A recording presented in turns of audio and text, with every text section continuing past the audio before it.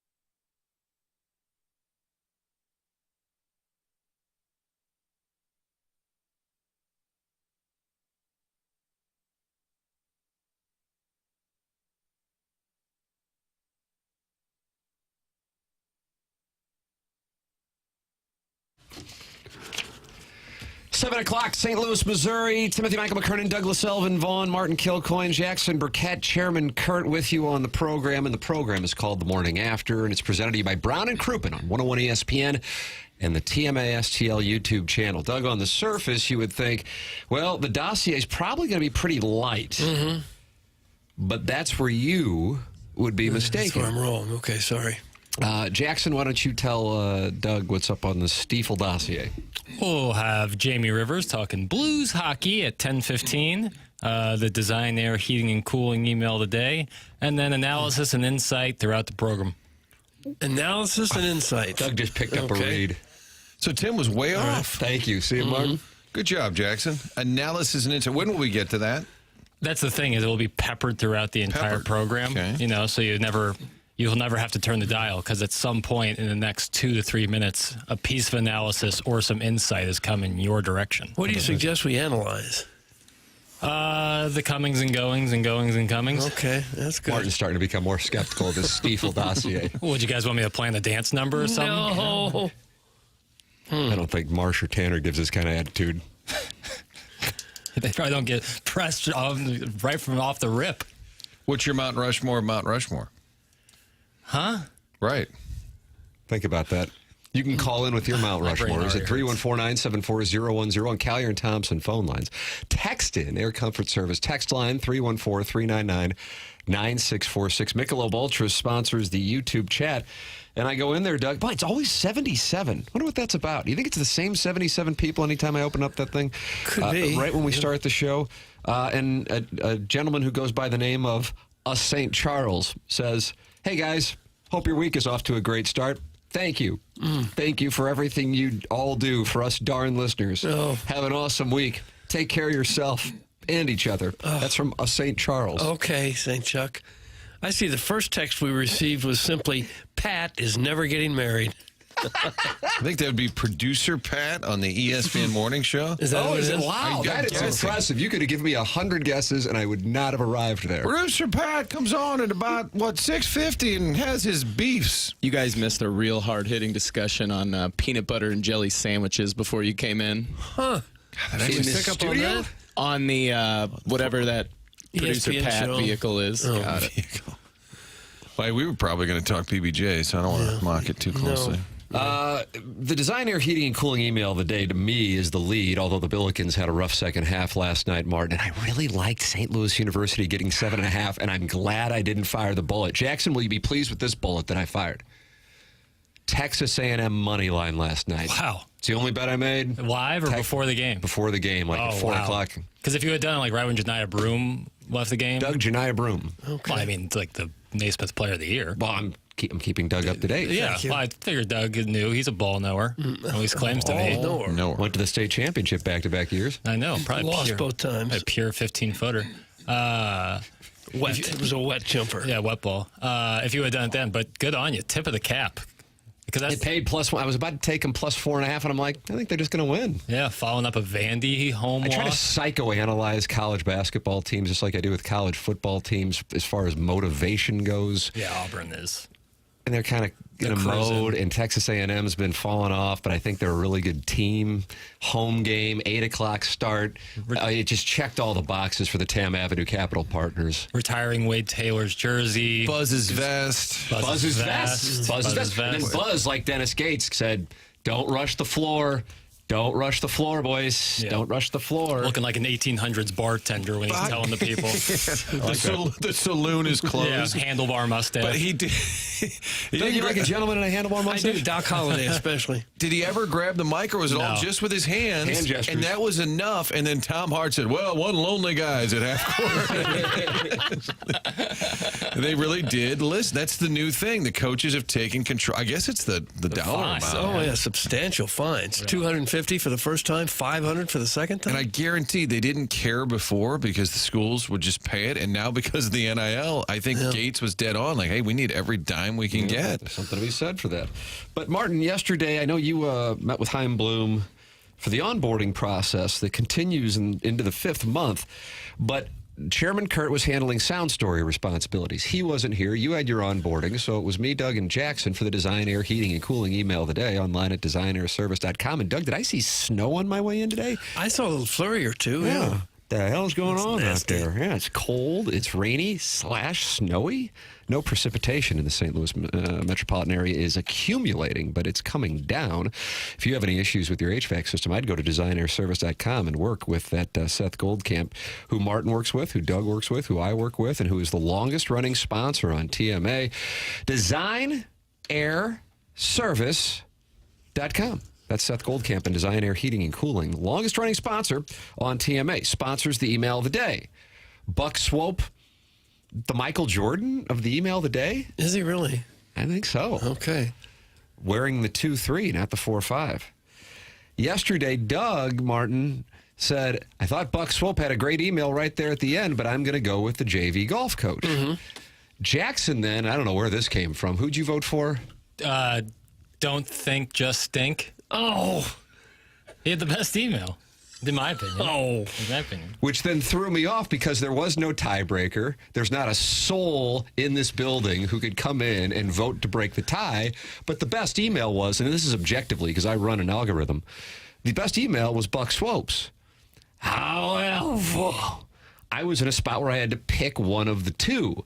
And, Martin, I was awarding $20 of my own sweet, sweet cash. And so I'm like, well, if I have to choose between the JV golf coach and Don't Think, Just Stink, I got to go with the JV golf coach. But the best email was Buck Swope. And then right at 11 o'clock, I get a text from Buck Swope, Doug. No. And it just says the following: trash. He's angry with us. Angry as a hornet. And I said, I am protesting on your behalf. Just like One of the Kennedys. So you could not have grabbed Courtney or Riz and just said, I know this is a little out of line. I would have liked to. I would have liked to. And then he said, you were the tiebreaker. Even JV golf coach thinks I was robbed. I said, I support your case for me having 2 votes. Oh. What in the... That's a major eliminating. I thought Doug was going with you and the victory was yours. Well, in the past, when it's a tie and there are no more votes, your vote has carried the win. Said this will be addressed immediately tomorrow morning on the show. And he says, I feel like I was literally robbed of $20. So, Martin, we have an emergency board meeting here on this program over this. I discussed it with Jackson. Jackson said, I think he used profanity, and I explained it to my kids later on in the day. But then he said something along the lines, F this, F that, I'll send him $20 myself. Yeah, and I somehow will take the blame for this. I just know. Doug's the one who said Buck Swope sent the best email, but then voted for JV Golf. I didn't say it was the best. I think I said it was a good one. Thought you said right at the end he got it. But then you voted JV golf coach. Just a total breaking ball. That's what I'm saying. Yeah, I started to vote for Buck, and then I thought, I really like the JV golf coach. Which is fine. What we needed is a tiebreaker, or like maybe we should implement some sort of system for if that is to happen. Yes. Because Martin has onboarding. We give ourselves about another minute before we have to get off the show. And if now it's a you're tie, going in a T-Ditties show. if it's a tie, we all write down our winner, we put it in a hat, and we blindly pull out the winner of the name out of a hat. Yeah, that's not Don't bad. you think it's just a lot tie. simpler for me to have 2 votes? Okay, that's fine too. It'll make it quicker. So I'll take that. All right. There Maybe Buck Swope should have other things in his life that matter. No! I don't Michael know. Jordan, the sergeant at arms of this program, the show historian. Yeah, I would drop out of that if I were you, Jackson. I mean, I'm new here, and he seems like a nice fella. I think I had lunch with him once. I love Did you Bucks. really? Yeah. How'd that happen? I think I was interviewed. Oh, I think for Swope's Picks? I believe I was on Swope's. Was that season 4 of Swope's Picks? I don't know what Doug? season. I'm a big Swope's Picks fan. Major recommendation for that podcast. I enjoy Buck Swope, but I'm saying you can't win every day, No, right? you can't. just can't win every day. This is all Martin's fault. Be a man and stay for a whole show. Do you feel like the fact that you leave at 10 is a reflection of your I masculinity? mean, I'm here till 2 with the onboarding, so it's not a time commitment. It's unbelievable. A lot of corporate paperwork. Coach Kiowski sometimes will come in and do a pop quiz. Is that right? Yeah. He said, Ginny sent this over from corporate. Got to answer some questions. Guys, why not just have a tie like soccer and split the win? That's from Just Don't Press Push. Bunch of 0-0 ties. Oh, $10 each. So also, And I think this Just Don't Press Push makes a lot of sense. Yeah, and Buck, you got a shot on goal, but you didn't score. Hey, how'd they do tonight? Nobody scored. How many shots on goal? Manute Bol eligible is calling for an investigation. Swopegate needs to be investigated. So, Doug, we will be deposed. what's the discovery going to look like? It's just our a opinion. piece of audio that I'm everyone happy has. to sit down and answer every question posed to me. Is it noteworthy that Buck Swope doesn't text the show? He just saves all his material. He texts my phone. He texts you. He has the direct pipeline, He like texts producer you Joe in his landing directly. strip. I think he takes notes during the show because most of his emails kind of recap what happened on the show. Oh, yeah. And he doesn't miss a beat or a word, it appears. Stag says, I thought Tim's vote counted as 2. Doug, this is great. Oh, there is a little authoritarian regime going on, and I am all for it. Swope was robbed yesterday, Tim, as penance for not doing your job. You must have my wife. Thanks. That's from Scott's Wrinkled Balsam. God. Can we get over this? It was an email. That's all it was. Let's get over it. I'm with Doug. It took the last, minute and a half of the show? That was it. Boy, you're undercutting Seth Goldcamp's longtime sponsorship, and I want to make it clear on the record that I disagree with Doug and Jackson's stance. And I do support the listeners who say I should have 2 votes. Yeah, I figured you would. Thank you. Saucy Jack blames it on Chairman Kurt. Chairman Kurt gets hit. Nobody is safe on the program. That's true. Everybody will get hit by the shrapnel. Maybe the tie-breaking vote should go to Billiken head coach Josh Schertz, since he is a head coach, and I think he'd probably enjoy a text this morning from us after getting outscored 47-26 to have him listen to the email of the day yesterday and cast a vote. Yeah. And I would like some clarification. Late in that 9/10 o'clock hour, when Quamain Vayukas was complaining about the Larry Connors vehicle. Yeah, he's not happy with you. Not happy with me. And my point was, I'm rooting for the Billikens. I would love to see them win in Dayton. But when he was complaining about the content, said, let's stop having Martin book guests, I said, would you rather we talk about how SLU never wins in Dayton? Oh, and then the Baldwin Beer Bitch said, shut up, we're going to win. And then, oh, eat it tonight. And I'm like, I hope they win. My point was, would you rather us talk about what's a really negative Billiken narrative is they don't win in Dayton, 2014 last time, or have Larry Coach Connors on? I'm sorry. I think I would go with the surprise guest. But we can talk all Billikens all day today, how they can't win in Dayton. It's frustrating. I mean, it was maddening. A skull pounding for the Billikens in the first half. They had a 13-point lead at the half, 15-point lead at one point. And then later in the second half, after Dayton had mounted their Sunday charge, the Billikens, to their credit, bounced back and took a 6-point lead. And then all hell broke loose. And Josh Schertz, who, you've heard him on this program, couldn't be a more upbeat guy, especially considering what the team has dealt with from a health standpoint. He didn't really pull many punches in the postgame following the blown lead in Dayton. Here is what he has to say. You know, in basketball, the more physical, the tougher team wins, and they were without question the more physical, tougher team in the second half. And we just, it's disappointing. Losing, stinks no matter what. Wilting with adversity, us not being able to, we just weren't able to get stops, weren't able to do tough things. And really lost our way offensively. Thought we played frantic offensively. And at halftime, I would have thought, we were in position and felt great about our chances, because I really feel like, when we're right, we have all those things. And as a group, I didn't think that was, probably the worst half of basketball relative to our physicality and toughness and execution, to me, since Illinois State. Yeah. Well, they had a stretch in the second half where they went almost 5 minutes without scoring anything. They got out-rebounded in the game 43-28. Man, that's not going to work. It's too bad, because they had a night in that first half. They played extremely well. And carrying over the momentum that they had this is going to be a big win. Games. Yeah, and then you're sitting there going, okay, double bye looking probable at this point. I mean, well into the 60%, I would imagine, at that point. And then you're sitting there going, okay, into the quarterfinals they go, win 3, find yourself in a tournament. But now, barring a big surprise, that will not be the case. And so the Billikens, which already dealing with depth issues because of injuries throughout the course of the season, blow that lead, get worked over, as he said, the worst half of basketball relative to our physicality and toughness and execution, to me, since Illinois State. Now they're in a very difficult spot. I would imagine that. I think he'd probably rather lose just by okay, we were kind of around and lost by 10, and that was that, as opposed to the way that it played out, because that was rough. And again, they were up by 6 with, a handful of minutes left in the second half. So if you would have taken the Billikens plus 7.5,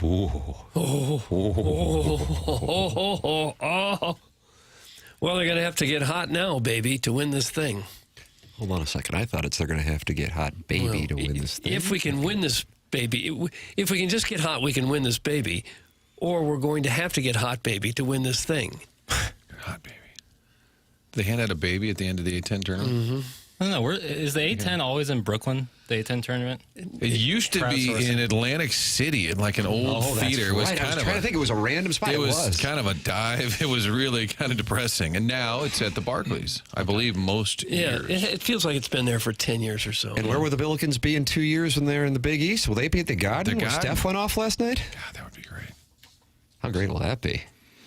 SLU in the Big East. We can dream, buddy. Jackson, how does that make you feel? I would love that. I think. I would imagine most people in the St. Louis area would love What about that. Rhode Island? Would you miss that? Yeah, That's that's the a good thing. point. For like every like really awesome Dayton or VCU or Richmond in some years matchup, like you get like some LaSalle's or some George Washington Revos. You're just going to let go of the Fordham rivalry? Right. Like it's just it kind of takes the wind out of the sail. Where if they were playing, even if they were, kind of the first couple of years kind of struggling a little bit, it would still be way better when they're playing teams like Marquette and Providence and Xavier and Creighton. Providence. A-10 tournaments in Washington, D.C., according to Kevin at the Lake. Is it moved? At the Verizon Center? Yeah. Right Nice. down the road from the Revolutionaries, where Chuck Todd changed the name. Do some show prep. Oh. The tournament is in D.C., you asses. That's from Maxwell Hung. Yep. Capital One Arena. I'm sorry. Capital One Arena. Okay. Earlier in this show, Jackson Burkett said the A-10 tournament was in Brooklyn. And we confirmed it. The rest of us confirmed it was. And we all didn't think that was true, but yet revisited the glory days when it played at St. Gabriel Gym in Atlantic City. I think Gabe's had a better gym than that one in Atlantic City. A lot more banners. We were wrong about that, Jackson in particular, and on Jackson's behalf, we apologize. And You want to take some time away, Jackson? Jackson's going to The next couple hours. I guess. I mean, I think I just posed the question. I don't know if I was so affirmative, but it doesn't matter. I got to be better. I have to be better. LaSalle's played in a Sweet 16 more recently than Mizzou has, Jackson. That's from Kwame Voyukas IV. Martin, that's your Nice. guy. I'll go get them a cookie. I believe that was 2013 or 2014 when Dr. Who's the coach? Remember he played there? He's from there. Yeah, we'll talk Darnell about it. Cole. Would Kwame Voyukas actually prefer, I know he's a big Billikens fan, the A-10 to the Big East? I'm not Good saying question. I'd that be text. curious what the answer is. I would imagine 95% of SLU fans would say How Big could you East. not? You can, Right? You agree with that, Doug, don't you? I would think so, yeah. Your chances of getting an at-large bid grow exponentially if you're in the Big East. You have all conference play to make your case. In the A-10, you kind of It's a have huge to. opportunity for recruiting, too. You Yeah, get a chance to be major. on that stage. Major. That's like no-brainer. When we asked Josh Schertz about it last time he was on, and I kind of thought he'd swat it away, and I understood. I was happy to be the mercenary. That's the job sometimes. You go out there, you ask the question, people want to hear you, get slapped around. But he actually answered it in a way that conveyed enthusiasm without saying it. Would be the best way to describe it. I would think it would really help their schedule, too, their home schedule, to bring in some of these big-name schools, increase attendance and awareness and visibility for the program. I think it would help. I can't imagine one Billiken basketball fan that would object. Right. That would say, oh, we kind of got our footing now in the A-10. Right. Kwame Voyukas says, no, I would not, obviously. I'm just tired of the perception that the A-10 is a bad conference. I don't think the A-10 is a bad conference. Whenever people talk about, like, oh, SLU should be in the MVC, I say definitively the A-10 is a better basketball conference, not even a question. When they had the chance to make the decision, in fairness on that conversation, which was about 2 decades ago, it was the Missouri Valley was in a different spot than it is now. Certainly. You had some major teams. I think the point we were making wasn't quality of play. We're talking rivalries and buzz and like national spotlight. Right, correct. And ability to get an NCAA tournament. And the fact that the postseason tournament was in Brooklyn. But then Jackson Once they moved it wrong. And I think when we make a mistake of that magnitude, we ought to spend an hour or so just walking outside in the hallway with our hands behind our back, looking down at the ground, and walk back and forth very slowly. I don't mind that. Until we can walk this off and think about what we've done. Harrison's brother, Master, and Jackson, you want to block him? Or Doug was to block him? No. I'm freedom of speech. Does not like the St. Louis University conversation. This has to be the worst opening segment in show history. Now, in fairness, Martin, because I know you say you're new here, he has texted that in about 1,000 times in the 20 years he's listened to the show. But this is another edition of the worst segment in the show's history. Feels like there's a lot of nominees. Yeah, would there ever be? Holy smokes. And I feel like I may have... agree. I feel I may have offended Buck Swope earlier, but I feel like he's the only one who can decide because there's probably like March of 2018, an opening segment that rivals this. And only he would know. Call in, dude. Oh, we've had some stinkers, to be sure. What you call in, big man? Chuck sounded mad. Guys, I wish the tournament was held at St. Gabriel's. That wouldn't be bad. Instead of D.C. this year, have it at St. Gabriel's. Is there enough parking? I was about to say, good park. You can park on Murdoch. People migrating across like Francis Park. 15,000 people? Tailgate at LeGrand's, walk over. I get the legend for the record. Anything new on where Mom's Deli's going to be? No, I saw some story the other day that's about a sandwich shop, and I quickly clicked on it, and it was about Potbelly. So I don't think there's been an update yet. I'm concerned about Maybe they can move to St. Gabe's. Tim, the Atlantic City venue was Boardwalk Hall. I mean, I can't imagine the scum that went on there over the last few decades. Boardwalk And I Hall. say that with all due respect, the Irish-Italian thing. It's been tough. It's been tough. Real tough. You can call in 314-974-0101. Callier and Thompson phone lines. Chairman Kurt is back. He's manning the phone lines, and he is ready to talk it over with you and then get you onto these airways. Jordan Walker yesterday, leaving the game. Jackson and I were in the midst of doing our podcast, Questions from the Audience, the Tim McKernan Show podcast. And I said, Jordan Walker just left. And then I went to look at the video. And to me, it's either super precautionary or it's super concerning, because the man was catching a fly ball that if you didn't know anything had happened, you wouldn't think a thing of it. So it would fall under the umbrella of the proverbial non-contact injury.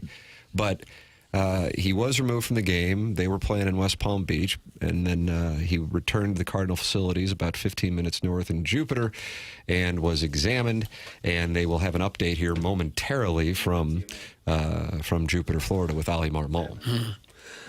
Well, hopefully he just tweaked it, and they're exercising an abundance of caution this time of year. There's no point really pushing it in early March.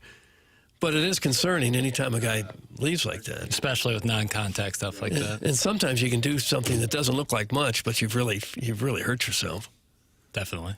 Yeah. The headline in the Post-Dispatch is wrenches knee. I like that verb. I like that. Wrenches knee. Wrenched it. But if you watch the video and you didn't know he got hurt or left the game right after, you would think he stepped on a bug because he just looks down at the ground. Yeah, confused, what happened? Yeah, it's an odd video for you, oh yeah, he got hurt in this play. I hope he's fine. He does not need any kind of setback. No. The Cardinals say that they will know more this morning. Ali Marmol scheduled to address the media. That's at 8:30 Eastern Time. So we're talking about here in a matter of 9:30 Eastern Time, 8:30 Central Time, right outside the Cardinal clubhouse. The Cardinal lineup today. This would be one that Edmonds would complain about, Martin. Are we even trying to win?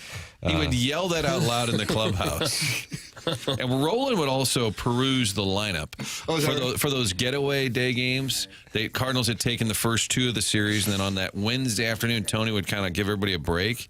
And Roland didn't like if everybody got a break at the same time. And he would look at the lineup and go, "Oh, interesting." Roland was good friends with Gary Bennett, so he could get away with it.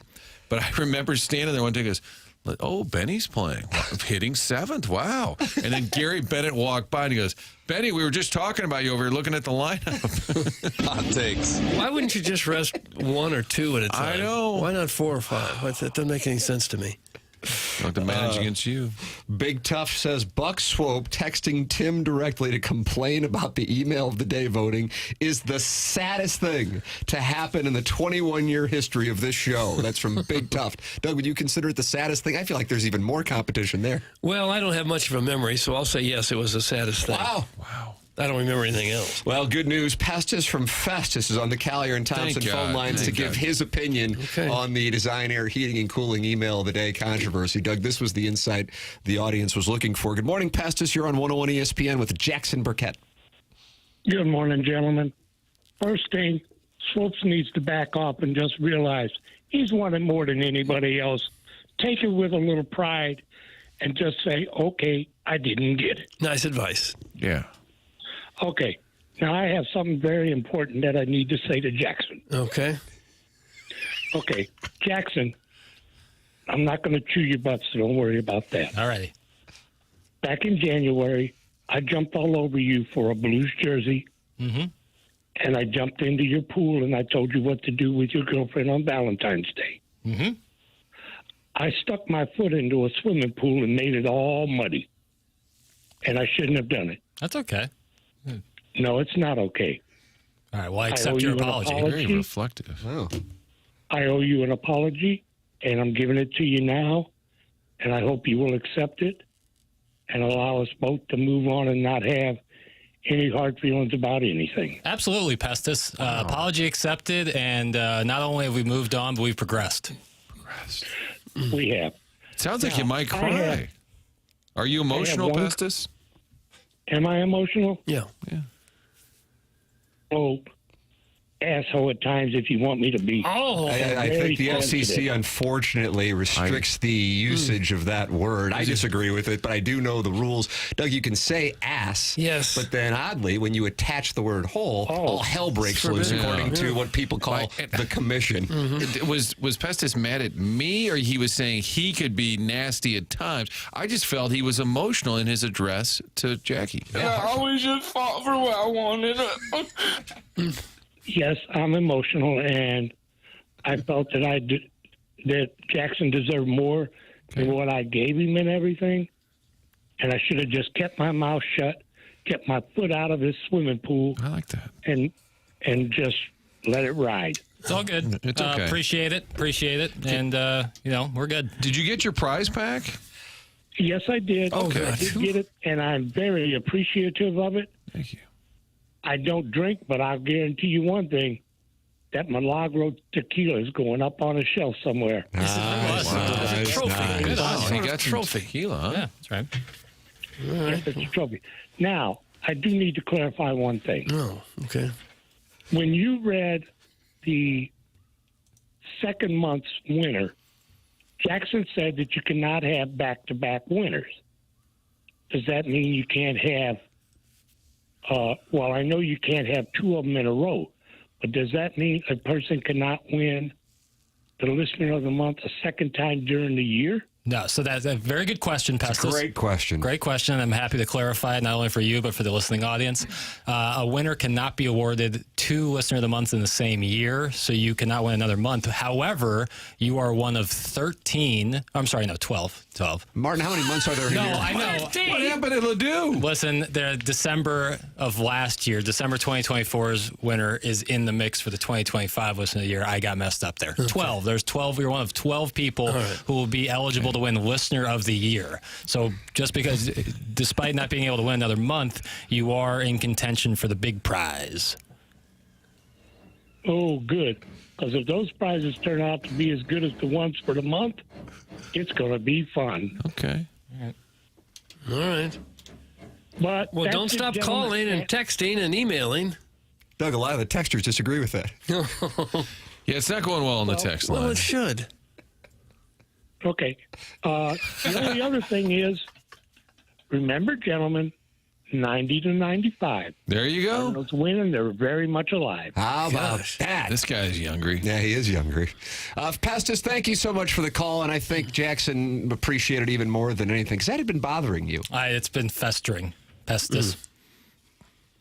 It's been festering me, and I had to get it off my chest. Okay. No, I Well, think that's good that we cleared this this up. guy is live to be the Listener of the Year. That's something when you're talking about that on March 5th, and somebody's already sending that message to the committee. Well, the text line is well, there's some that are supportive, Tim. Some are supportive. Yeah, but then there's more that's really not. In a hostile way? Yeah, the Warson Woods wacko is, and I didn't know he knew the family history. That's surprising to me. It's Swopes. You exiled redneck, go back to the sod house your great-grandfather built when he staked claim to his land 150 years ago. That's from the Warson Woods Wacko. Is that what happened? I missed Sod that. house. I missed that. I think I've only missed one show since we've moved to 101 ESPN. But one day he called in and talked about the sod home he lives in. I never understood how that worked. It seems like when it rains, the sod is going to kind of disintegrate, isn't it? I mean, the dirt and everything in there. And yet that's how they did it. And his has held up for 150 years. Apparently it has. These guys knew what they were doing. Boy, some of these texts are just plain mean. Like, this poor Like you said, you are indeed new here. like Clorox on the rocks. Kind of funny. And then some are just so personalized. Like, I don't want to ruin the man. I thought he was about to cry apologizing to Jackson because he put his foot in your pool, Jackson. I like that. Yeah, I didn't. The analogy at first was kind of throwing me for a He loop. But I muddied get, your water. Yeah.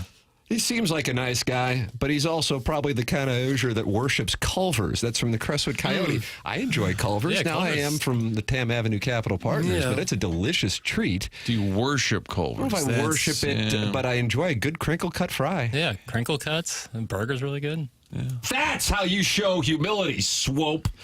You overrated ass. That's from the American Dream, and in parentheses it says possible burner. Which Jackson adds, or does the person say, call me the possible burner? No, at one point the person had kind of the essence of a burner, and so I assigned them as a possible burner, and now it won't let me take it away. Same thing as if I start with an article I can't take it away. So if your name has a the at the beginning, it will forever have a the at the beginning. All right. I don't know how that works, but it's the truth. Guys, Pestis is now on the Mount Rushmore of TMA callers with caller Adam, caller Ellen, and chairperson Steve. That's from Uncle Wally's Plastic Ear. I'm not sure I'd argue with that. Uncle Wally did miss his ear. You acknowledge caller Adam being on the Mount Rushmore. What a moment for you. No, I Well, would I never can say play. I that. can have Jackson play the audio back. You just said it. Adam's on the Mount Rushmore? Caller Adam, caller Ellen, and Chairman Steve. Oh, I was pushing for Festus, not so much Colorado, who's vile as the day is long. No, he needs to be taken off of there. Morning, boys. Taking Pestis' lead, Piddles does take a fair amount of shrapnel. I texted this yesterday, but probably should restate that my own chirps to Piddles are all in fun. I know he's not losing any sleep, but anything can stay with you if it's caught at the right time. To put it simply, love you, Piddles, and all you guys. The show is a welcome respite from the crazy crap that is life. Good day to all. That's from Sharon, back in Sanibel / Maui / Michigan, in parentheses, during the summer when it's optimal. 4 nice big homes. It's very kind. This is a big apologize to Jackson. But I don't need I don't want to make it come off that I'm reeling, I'm hurting. I'm aware when you get into the lion's den, Doug, you know what they say, when it rains you get wet. And I understand that I'm out in the storm. So That's some sage words of wisdom right there. that's what Robert De Niro said in Heat when his girlfriend asked why he was just in a bank robbery shootout. He goes, well, when it rains, you get wet. I see. Like that. You like that? Okay. Yeah, well, not You got to be able to walk away. Sergeant Major Rose is on the line, Doug. wow. Sergeant Major Rose is on the Callier and Thompson phone lines here on 101 ESPN. Good morning, Sergeant Major. Good morning, fellas. Tim, I wanted to reach out to you and your sponsor, Design Air. I sent you an email Friday, I think, to your personal account, so I don't know if you got it or not. T. McKernan at InsideSTL.com? I sent it through my voice. I sent it through the app, and I don't know if it went through, but long story short, I'm out here doing my thing on the East Coast, and got a call from my mother Friday morning in a panic. Her furnace went out. I instantly, like a bolt of lightning, thanks Dan Marshall, thought of Design Air and called him right away. And this was like 9 o'clock your time. By noon, a gentleman named Bryant Clark was out. Technician had the problem fixed.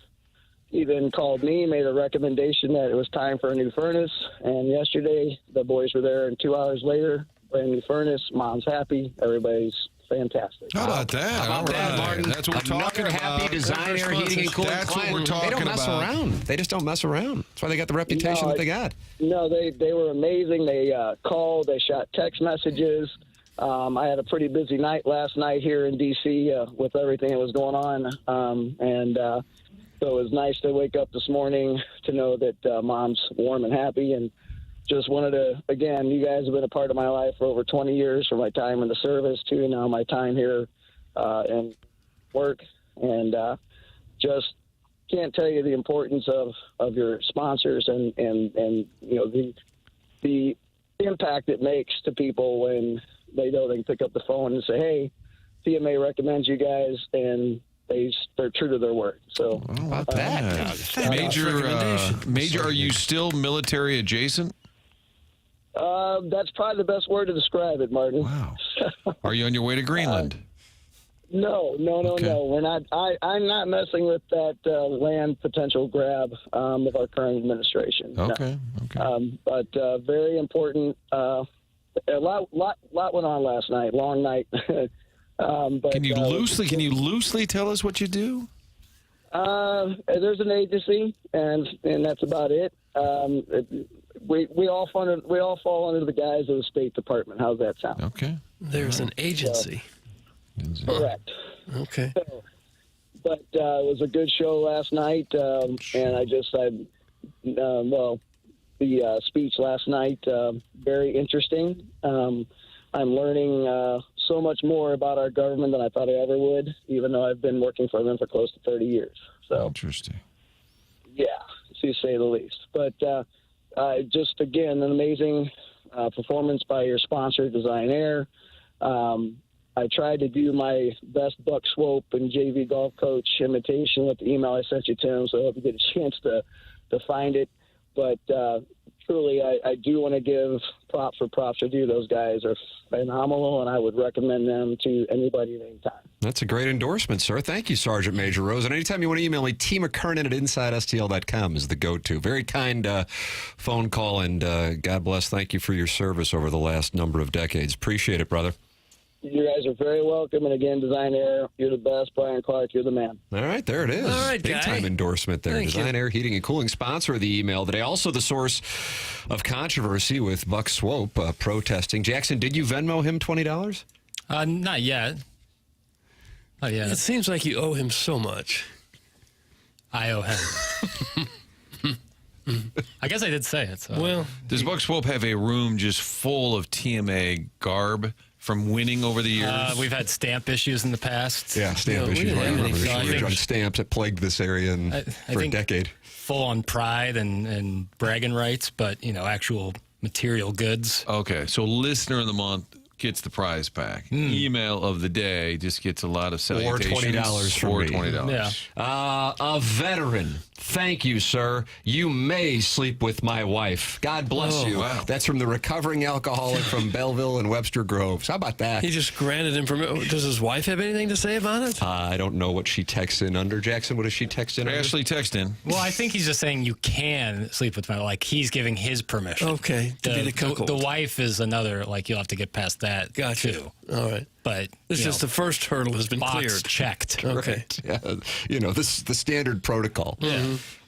Ladies and gentlemen, you're welcome to get involved on the program, like Pestis, like Sergeant Major Rose. 314-974-0101. That is how you can call into the Callier and Thompson phone lines. You can just talk it over with other listeners in the YouTube chat. That's youtube.com/TMASTL. 201 friends have gathered at 7:38 this morning. That is sponsored by Michelob Ultra.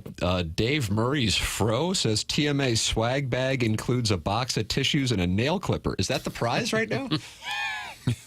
Oh, God. That was good. Kind of creeped me out. And Erin in St. Chuck, who has her nipples pierced, says she's a little cranky this morning. Why? Erin, call in 314-974-0101. You can also email in. Buck Swope's email today might be one for the ages. The morning after at InsideSTL.com. That comes your way at 10:50. Jamie Rivers on the Stiefel dossier at 10:15. Blues and Kings tonight here on 101 ESPN. Pregame 8:30. Puck drop at 9:30. I thought. Is there some drilling going on, by the way, in the building? Jackhammering is usually You hear it? my Okay. forte. Like Wayne Grove over here getting into the safe. Does What is sound like there going might be on? some activity on the roof, which isn't ideal considering the conditions outside. But Jeremy Rutherford, I'm going to read it, and you tell me what your read is. But I think Blues fans monitoring the trade deadline might be intrigued by what he had to say this morning on The Athletic regarding the Blues and the deadline. We'll have that for you coming up. This is TMA, presented to you by Brown & Crouppen on 101 ESPN and the TMA STL YouTube channel.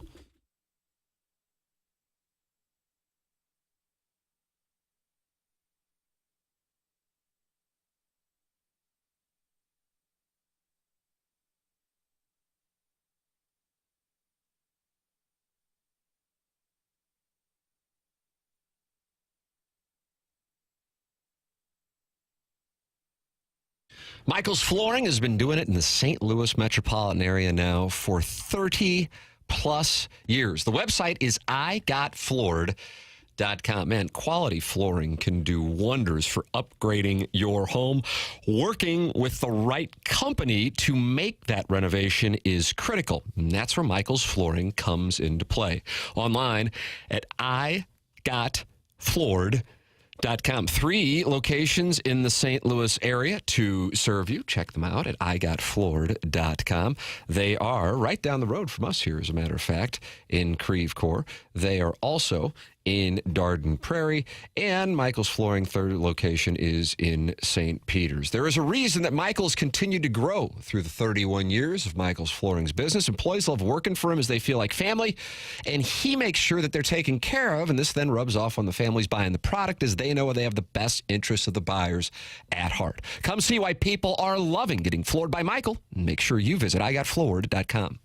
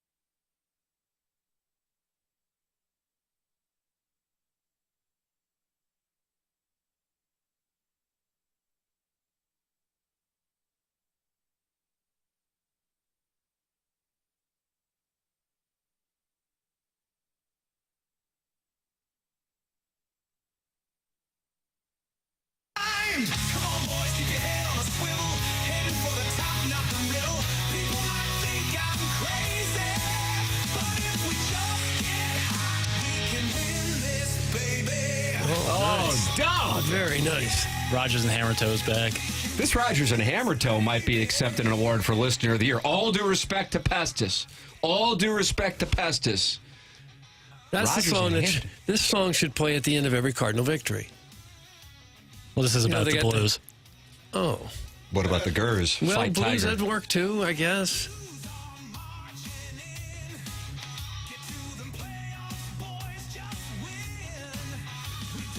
Is audio soft? I can hardly hear it. I got my pot turned all the way out. I thought it was me. I thought it was me. I could tell that everybody's kind of hesitating, but I'm like, maybe I'm this. So then I adjusted my headphones and I got to nothing. listen. Something's wrong with my...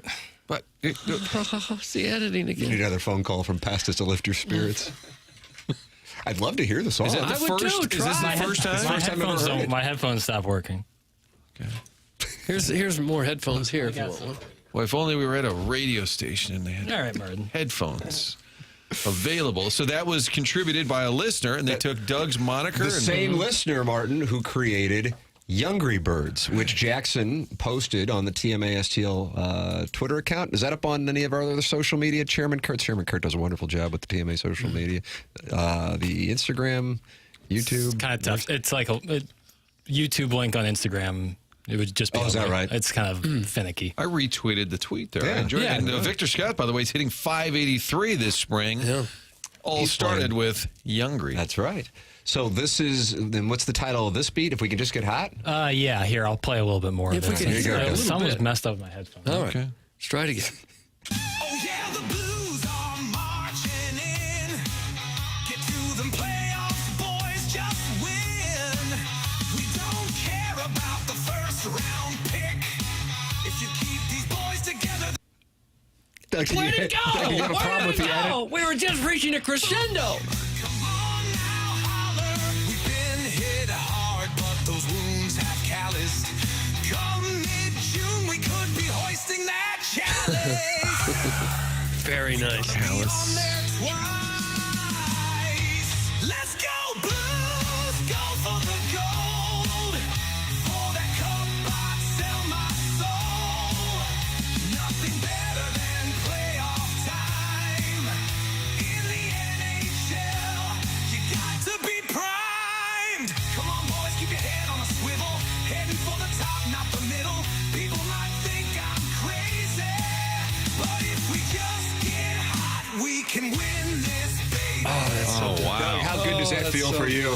Do you get royalties on that? Yeah, I should. They should play this at the Enterprise Center. That has like The Blues shades of game. Spinal Tap. It's the perfect Yeah, that's vibe. a blues. More that's striper. That's a bluesier anthem if Oh, I've it ever just heard it. totally has the Bluesier vibe, the old arena. Maybe the guy in Triumph, was he the one who always wore the Blues jersey?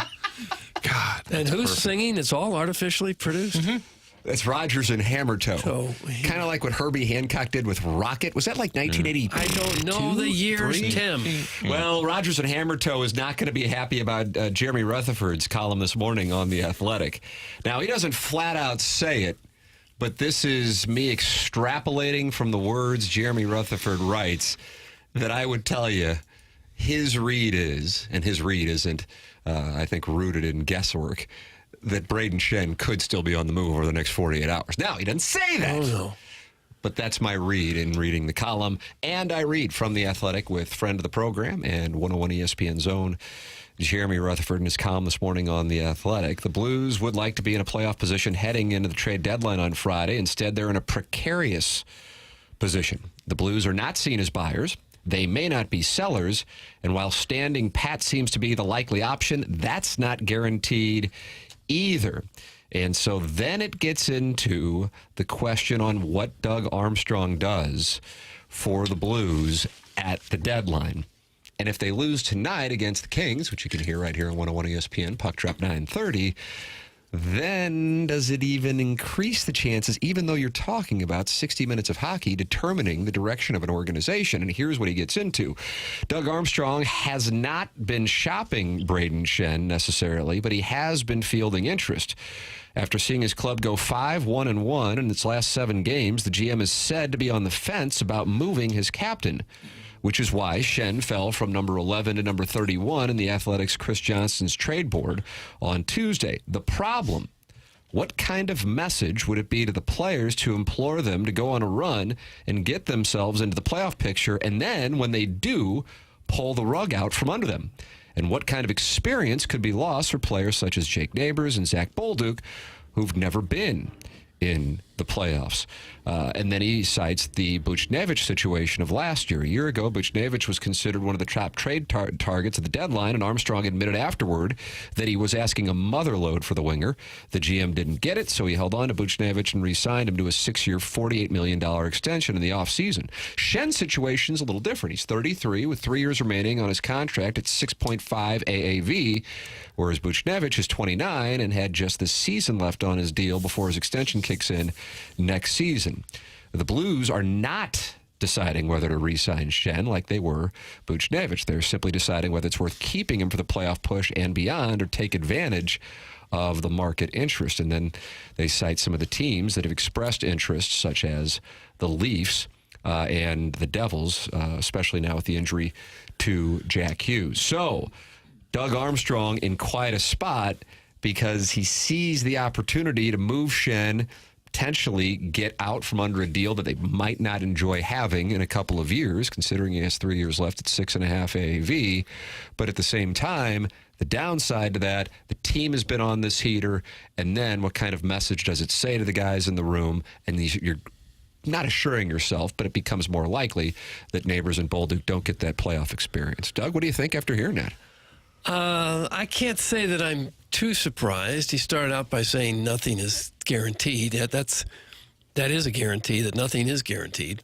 I think it sends a horrible message if you trade Schenn, unless you get somebody that can help right now. If you trade him for a second-round draft pick or something, that's going to be terribly deflating to the players.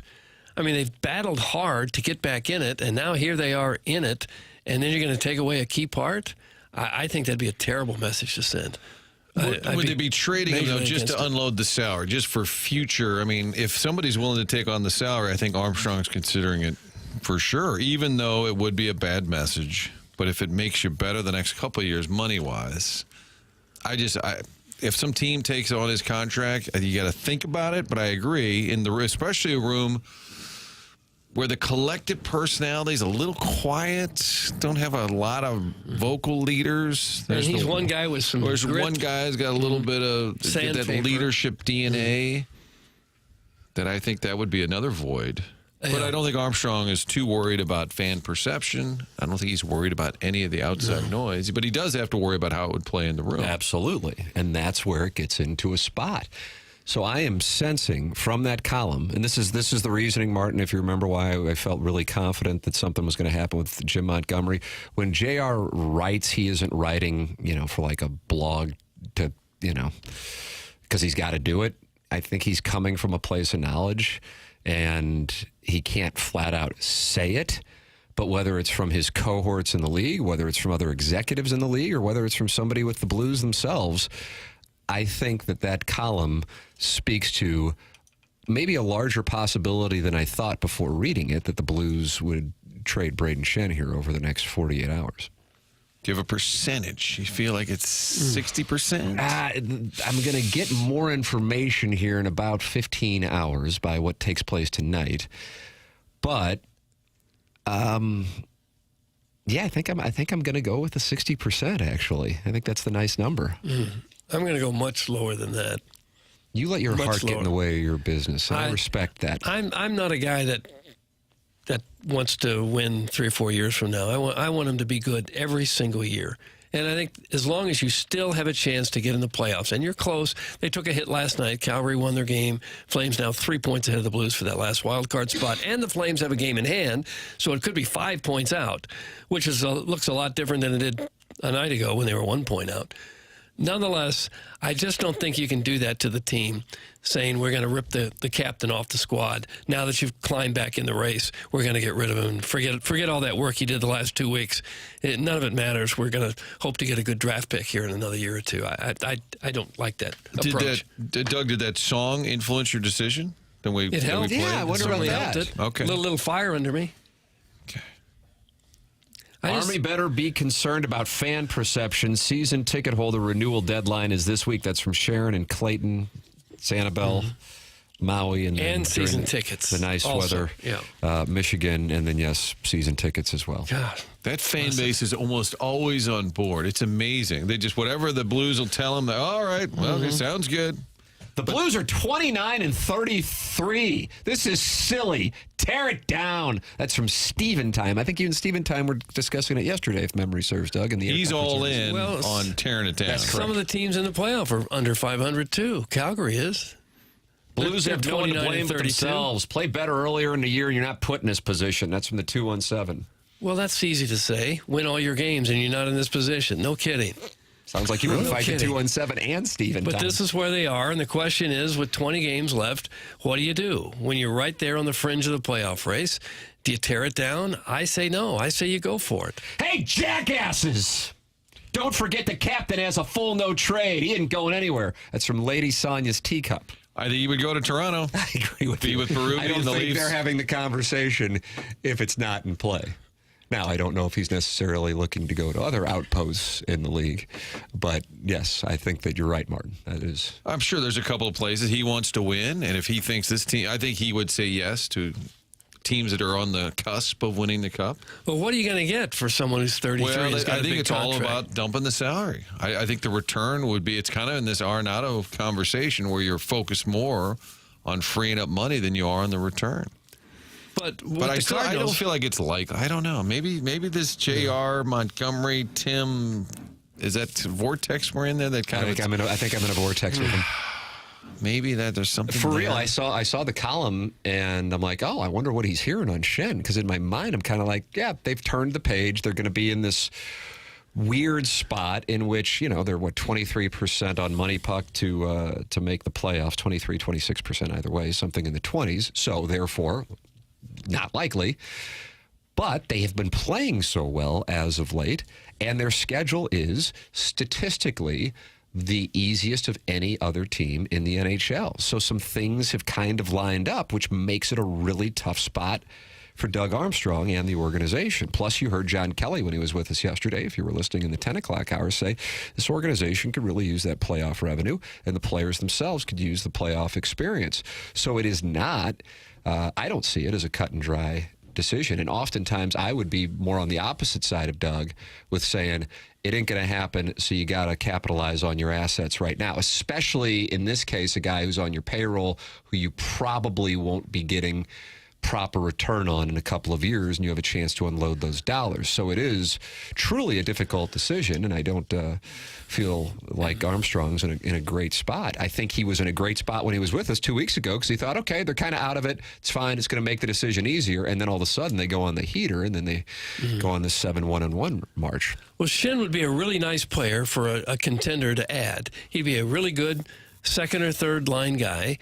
A veteran with Stanley Cup winning experience, just the kind of guy you want on your team for the playoffs. Nonetheless, at his age and with his salary, how much are you going to give up for him? Probably not much. You're not going to get somebody's hot young prospect for Braden Schenn right now. You're not. You're going to get a draft pick probably. And a team that's in the running is certainly not going to want to give up an important piece because they're in the running. If you got a wealthy team or someone with some salary cap space that can use a player like that, they're just not going to give you one of their top prospects. They'll give you a draft pick, and I don't think that's worth it. As long as you're in the running, you got to go for it. You got to try to win. Jackson, I think you're the total package, but you're not texting in as the total package, are you? No. What's the total package? They just said hockey sucks. I'm like, So we had an in-depth analysis, Tim, a good, hearty discussion. And then the text just says hockey sucks. That's not you, though, Jackson. No. No, sir. Okay. Clarifying. I would say the gauge of the text inbox is the majority of people, but it's not overwhelming, are on board with trading him. You can text in your thoughts, 314-399-9646. Multiple reporters have said they would get a huge return, not a salary dump. That is from the 618. A huge return? How are you going to get that? 618 call in. Chairman Kurt will put you on. How are you going to get a huge return for a guy who's 33 and makes a lot of money, and he's got 12 goals? We're accepting calls from Festus and from military members, but if you'd like to be added to the list, you can. Call now. 801 in St. Louis, and it looks like it's a blowing, snowish rain out there. There's your live weather update, Doug, just looking out the window. It's hard not to like Braden Schenn on your team. It is, but he's not a superstar player. He's not an all-star player. He might have been at one point in his career. He isn't now. 12 goals, 26 assists. He's a -2. Good, solid player. Again, some contender would love to have him for the push, but I just can't believe that you'd get a whole lot in return for him. I agree with that. I could be wrong. It seems to me that there wouldn't be a ton coming your way, but you know what we'll do, Tim? We'll see what happens. Okay. The playoff percentage for the Blues per money puck this morning, by the way, 23.2%. And to give you comps in the Western Conference, the Flames with their win, 34%. Vancouver's at 36.5%. Utah's at 19.9%.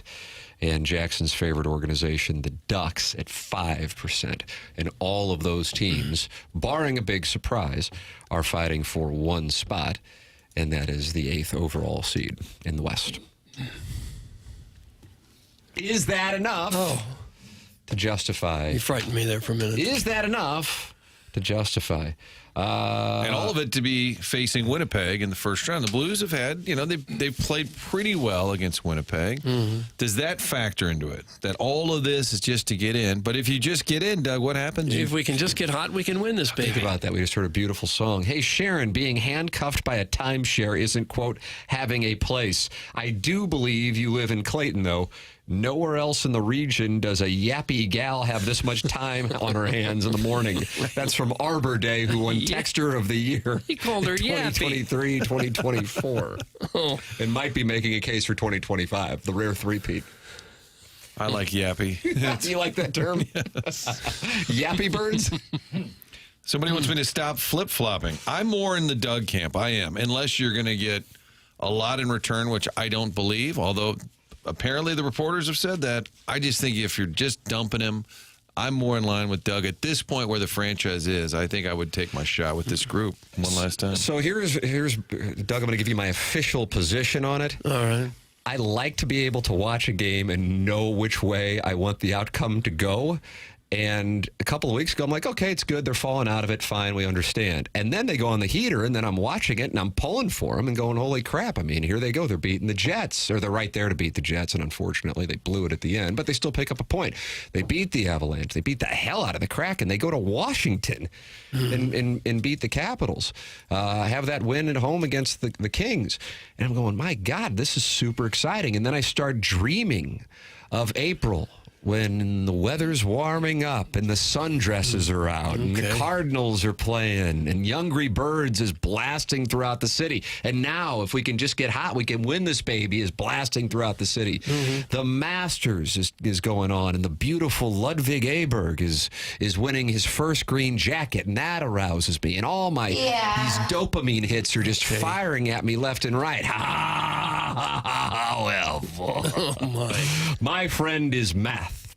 And the reality of the situation is it's incredibly unlikely.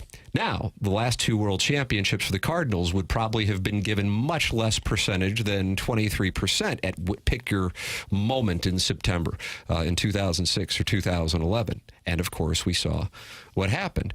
But specific to the Blues, it just doesn't seem particularly likely. The only thing that gives me pause are people who actually played the game or who are really close to the game give huge amounts of value to, number one, not pulling the rug out from a young team, and after they go on a heater, trading away their captain, and number two, these guys getting playoff experience. And that means a hell of a lot more in the Stanley Cup playoffs than perhaps people understand. So if I'm watching the Blues and Kings, which I won't be doing at 9:30 tonight, I'll be watching it at 4:30 tomorrow morning. But I'll be pulling for the Blues. That will be my mindset.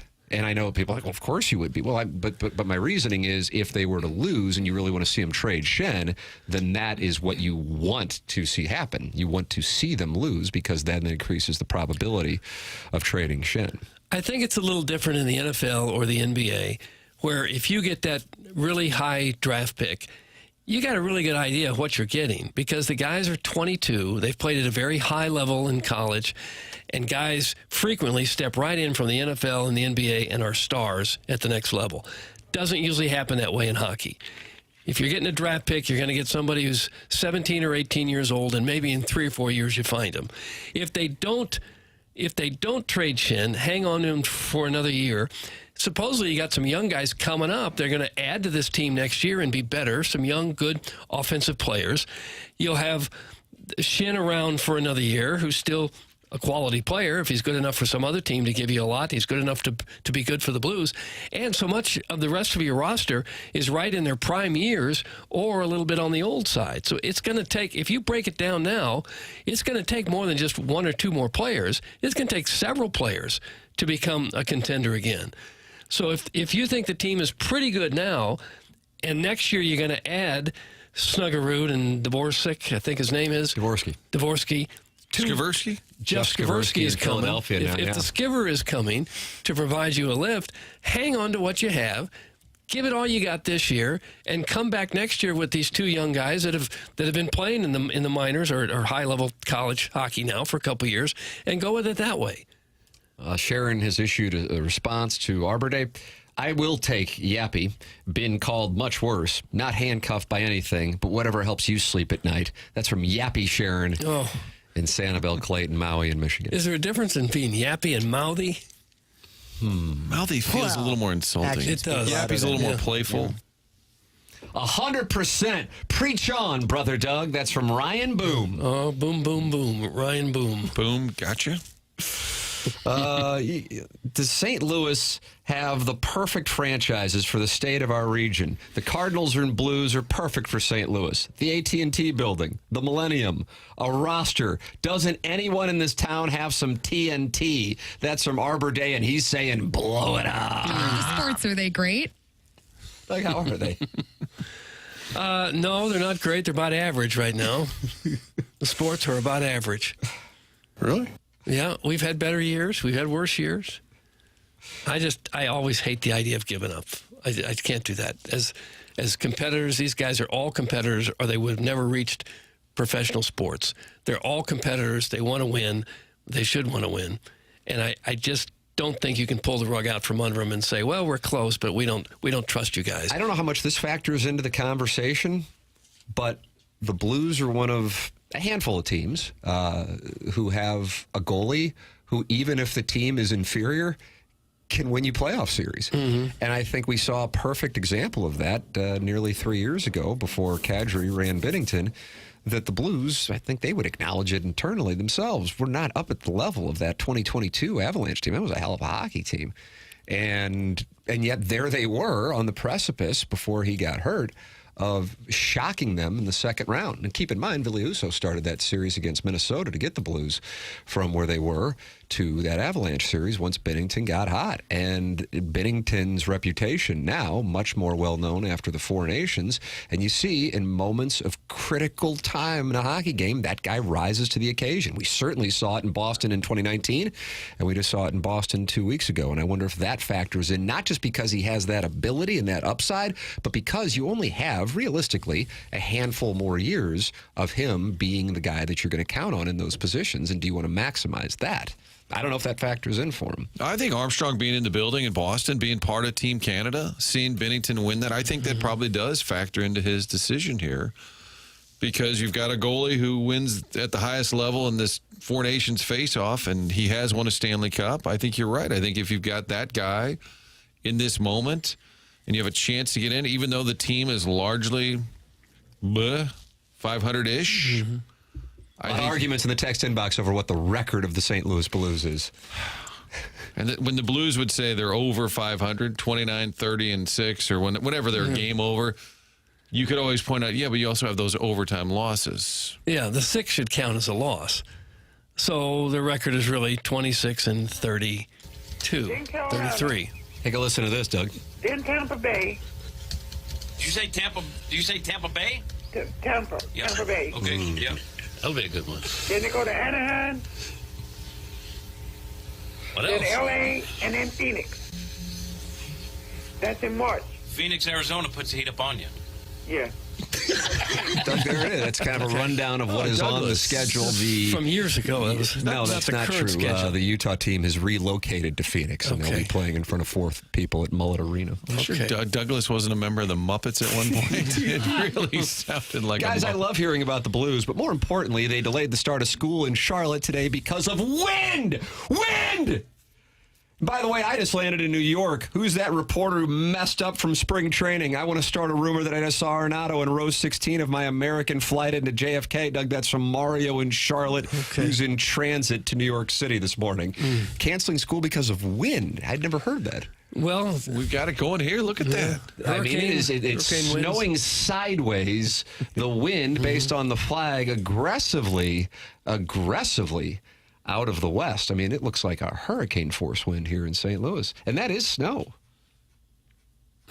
It's. I mean, that is as strong a wind as I've seen. You think school's going to be canceled here? Because of wind? Yeah.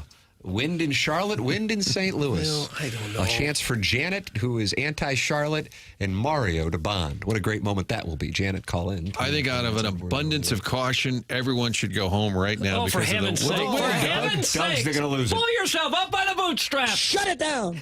Don't shut it down.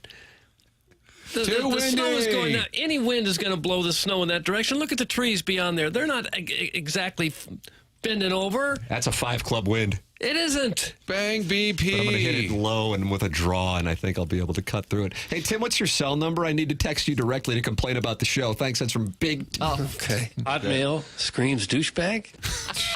Doug. Bowden and Crouppen is the presenting sponsor of this program.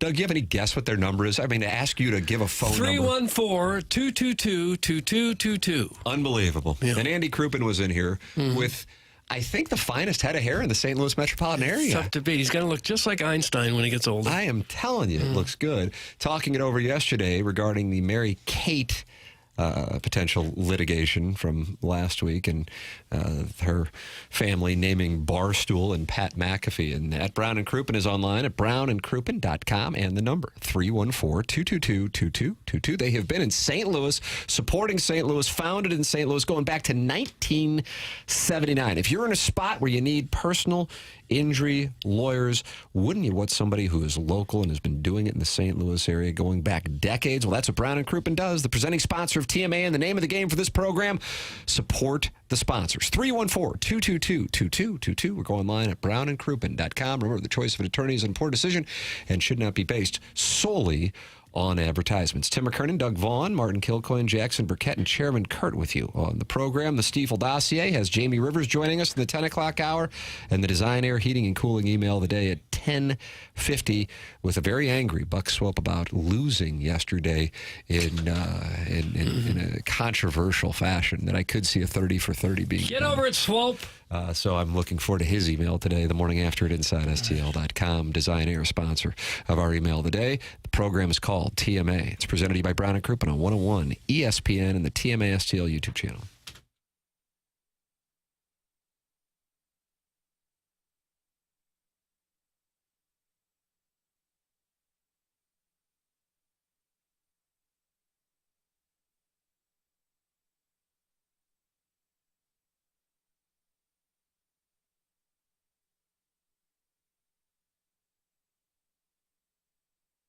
Tim McKernan here for Stewart's American Mortgage. We love giving accessibility to our advertisers for our audience. You may have heard Sergeant Major Rose call in our 7 o'clock hour raving about Design, Air, Heating, and Cooling and how accessible they are. Well, Stewart's American Mortgage falls into that category as well. Stewie gives out his own personal cell phone to answer your questions and help you get your home or get refinanced quickly. 314-324-4440. 314-324-4440. Or you can Google the Bagel Loan. Stewie wants to make it easy for you. He's going to help you with every step of the way. If it's a new home you're looking to purchase, he'll get you to the closing table fast. Try 10 days, and he'll get you to the best interest rate possible. And he also has that Bagel Loan that can help you out, too. Now, you might go, what is the Bagel Loan? Here it is. If you borrow $200,000 or more, there's no underwriting fees, no appraisal fees, no title fees, no lender fees, and no closing costs. Call him directly. Personal cell phone 314-324-4440 or Google the Bagel Loan.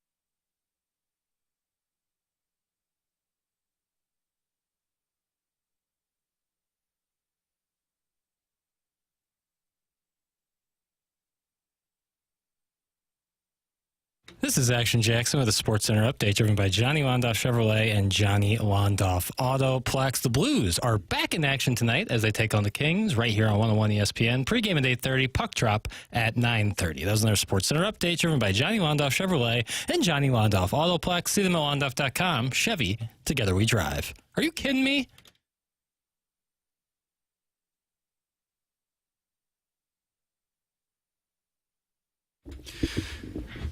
It's TMA 101 ESPN. Shows presented by Brown and Crouppen. The 8 o'clock hour is sponsored by Fisher Window and Door Store. It's a program that solicits your involvement, in particular on Ween Wednesdays, the Collier and Thompson phone lines. One of the multiple options to communicate with us at 314-974-0101, the YouTube chat. I haven't been in there much today. Doug, have you been in there seeing what's doing? No, not really. It's brought to you by Michelob Ultra. I always like to see what they're talking about in there, Martin. Sometimes it is on the topic of the program, and then sometimes it's not. And Ichiro's American Hits asks, hey, where can I find that Rodgers and Hammertoe music? Rodgers and Hammertoe has released 2 songs here in the last month. The first one, Youngry Birds, and that's a hit. And now one that we kind of could see taking off here, and that is if we can just get hot, we can win this baby. Jackson, where can the audience listen to Rodgers and Hammertoe's music? He has created a YouTube channel. Oh, wow. To feature his tunes. And if you go to the TMASTL account on Twitter, I posted the link to their Youngry Birds tune. Okay. What do you say we go outside Army's office and we just kind of rickroll them with that song just over and over and over to make our message heard? What does rickroll mean? Kind of just Rick Astley. Yeah. That sounds like a good have you not heard this? return song. It was about a decade ago, so it might predate Jackson.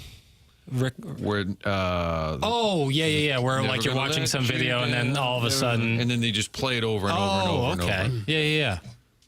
Nice. Yeah, real nice. I like that song. Okay. It's going to be a return song eventually. Iggy is in the YouTube chat, Doug. That's brought to you by Michelob Ultra. And he says, maybe it's my phone, but every time I come in here, the comments stop.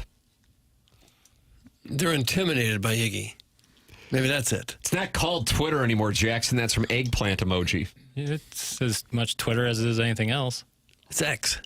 Yeah. What I enjoy is when we have a surprise guest on the hotline, Ken will text me, and they're numbers from famous people, well, loosely, but most of them are deceased. Carol Channing. I don't Friend of the show. Don't know if the mobile phone still works. Bobby Vinton, he might be alive. Lou Ferrigno's still alive. Yesterday he sent me Peter Marshall. Remember Peter Marshall, Doug? Oh, sure. Hollywood Squares. He actually just died in recent years, but he was about 98. Father of Cubs outfielder Pete LaCock. Cubs and Royals, maybe? And then Leonard Nimoy, Ken sent me as well, but I believe he is gone for a long time. Yeah, I believe he is back. Hey, Libby, it's X, not Twitter. It's Eric in the Central West End. But when is that a thing? Well, clearly he's triggered. When you say Twitter, everyone knows what you're talking about. So Correct. That's okay. I feel like Elon probably still calls it Twitter. Like everybody calls it Twitter. It's when formerly known as Twitter. Right. When you've called something like that for so long, it's just force a habit. Mm-hmm. It's not like a statement. No, I wouldn't let it get lax. When you run for office and you've switched over to the other side, they'll still call you Libby Jack. It's just stuck, right? I don't think I'm made for office. Why is that? I wear my heart on my sleeve. A lot of skeletons in your closet? No, don't worry about that. Just, wear my heart on my sleeve. Gosh, Doug. You could be a sensitive politician?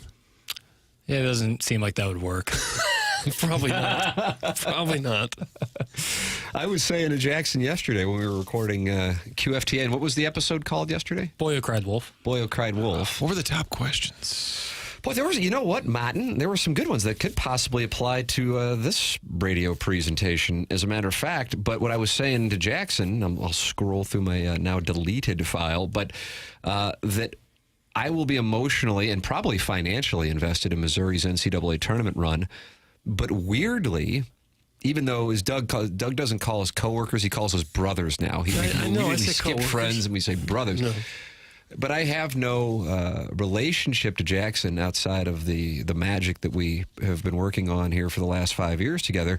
But I think I will be thinking of Jackson more than anybody, either when Missouri wins their NCAA tournament game or when they lose their NCAA tournament game. And I think I will be happier for Jackson more so than anybody else. And if they were to lose on a buzzer beater, I will be thinking, how is Jackson coping? And you know what? I think the fact that he does wear his heart on his sleeve as opposed to hedging is an endearing trait. Well, thank you. It's very kind. The entire statement right there is very kind. But yeah, that's how you sometimes to feel alive, you got to die a little. And wait, let's write that down. Yeah, I think that might be a T-shirt. Okay. Sometimes you got to feel alive, you got to die a little. And if that what would means be an example of that? Maybe try to bring that home to the audience. You know, like you don't really appreciate life until maybe you have a brush with death. Maybe you don't. Nice, Doug. That's a very existential look at it from like a sports fan perspective. Like, you know, if your team loses in heartbreaking fashion and you go down, you're just heartbroken for it. Think about what happens if they're to win in dramatic fashion. You know, you're even more excited about it. It's too high, too low, but, you know, the too high is the best, and it's worth the too low moments. I think you'll find as you get older, the intensity of your sports fandom will wane just a little bit. I imagine. Not that that's a good thing, but it just does. When you get married and priorities change. Yeah, then you have kids and sure. you stop living and dying so much. I'll let that happen naturally. Yeah, you know? and it does. Yeah. I used to live and die like that with the Cardinals and the Blues and the football Cardinals. And when did that stop? When I was younger. About the time I had kids. Yeah. I think there might be something. And all of a sudden, you want to win that 8th grade basketball tournament more than the Cardinals winning the World Series. Like, that means more to you. And you guys all have children, so you can speak to this more than I can.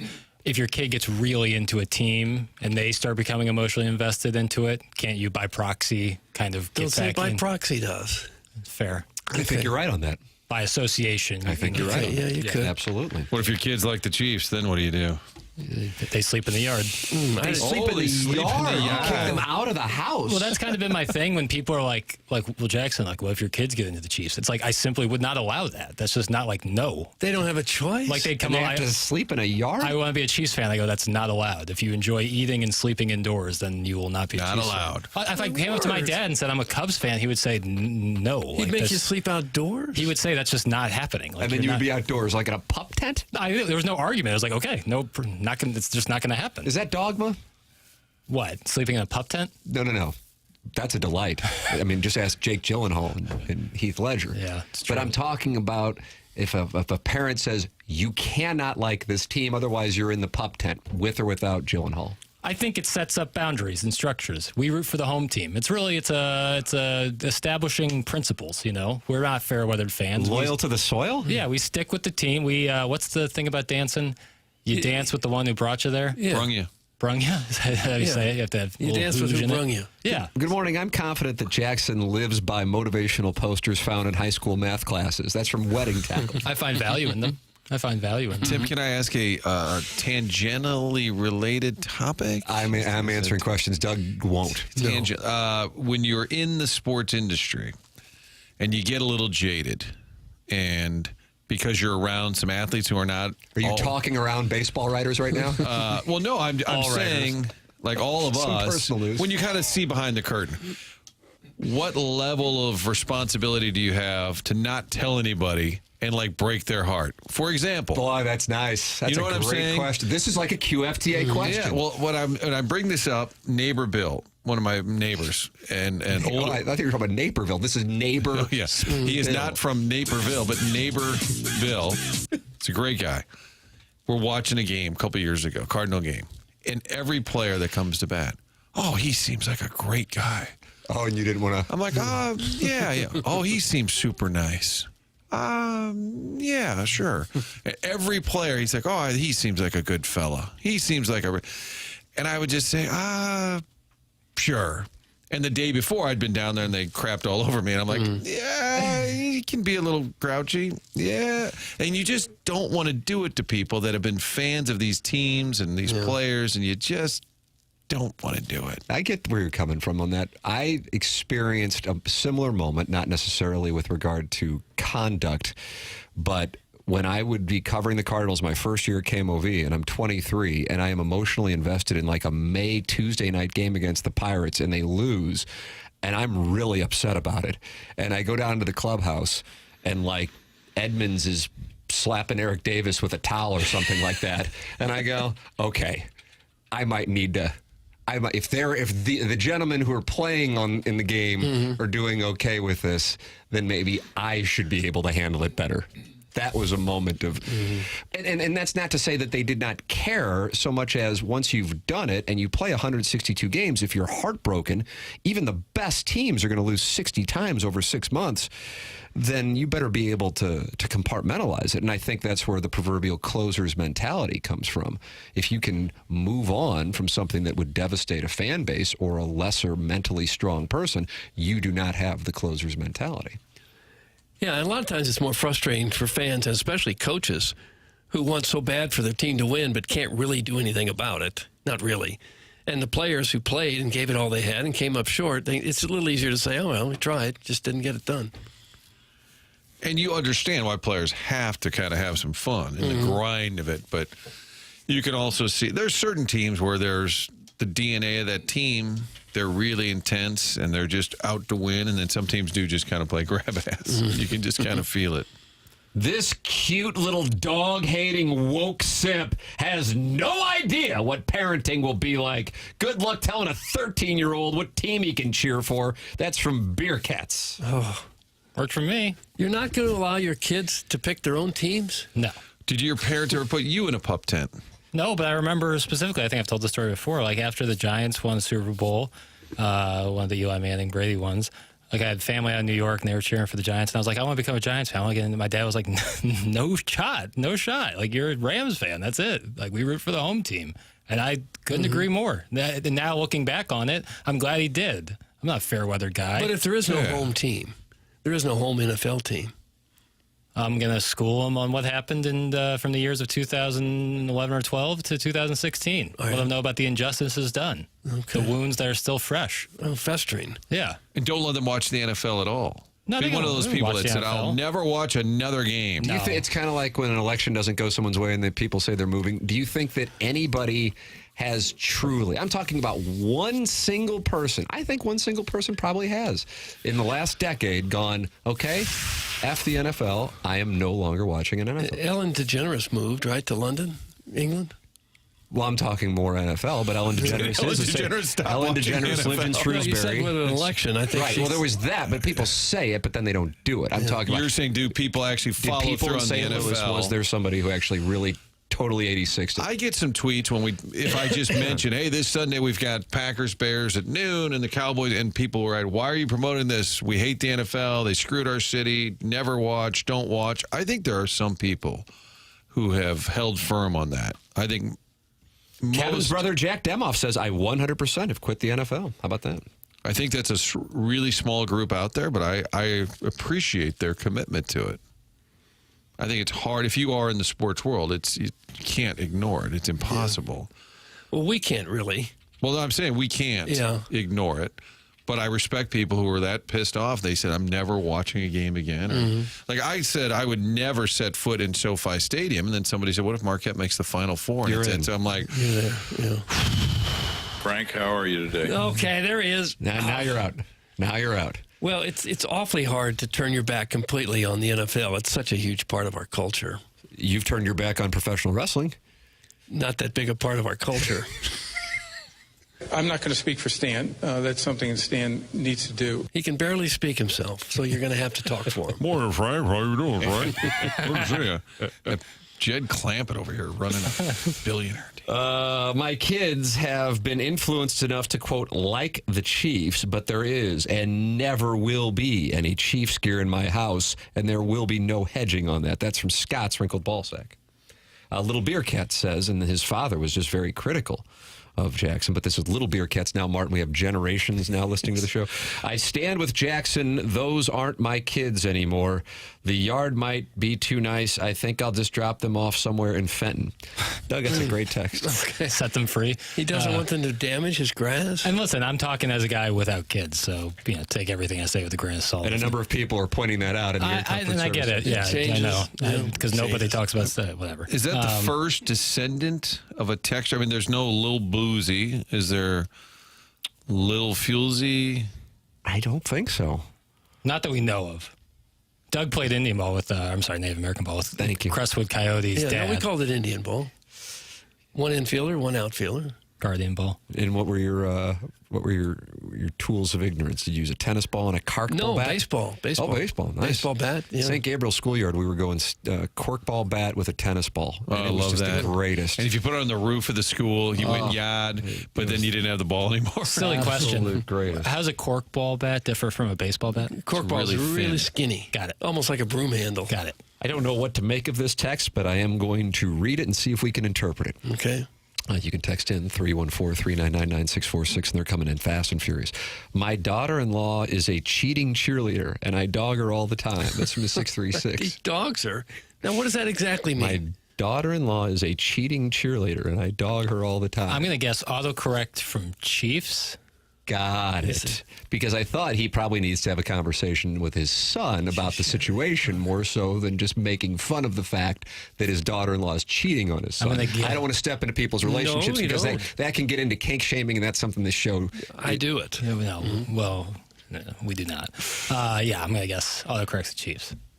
Like I said, I don't have kids, so like my whole statement, take it with a grain of salt, but that's how I feel. Maybe my mind will change, Could be a fluid situation. However, that's how I feel. But if you have a chance to be a cheerleader for an NFL team, you do it, right? Absolutely. Whether you're upset that the Rams moved or not. That's a different story. Everyone's got to eat. Tim, that was called fuzzball. Thanks. That's from producer Joe's Ass Scab. Yes. You better believe it was called fuzzball, and we played it about 150 times a year at the St. Gabriel Schoolyard, and it was the greatest fuzzball. Really good for your hitting if you're swinging a full-size bat.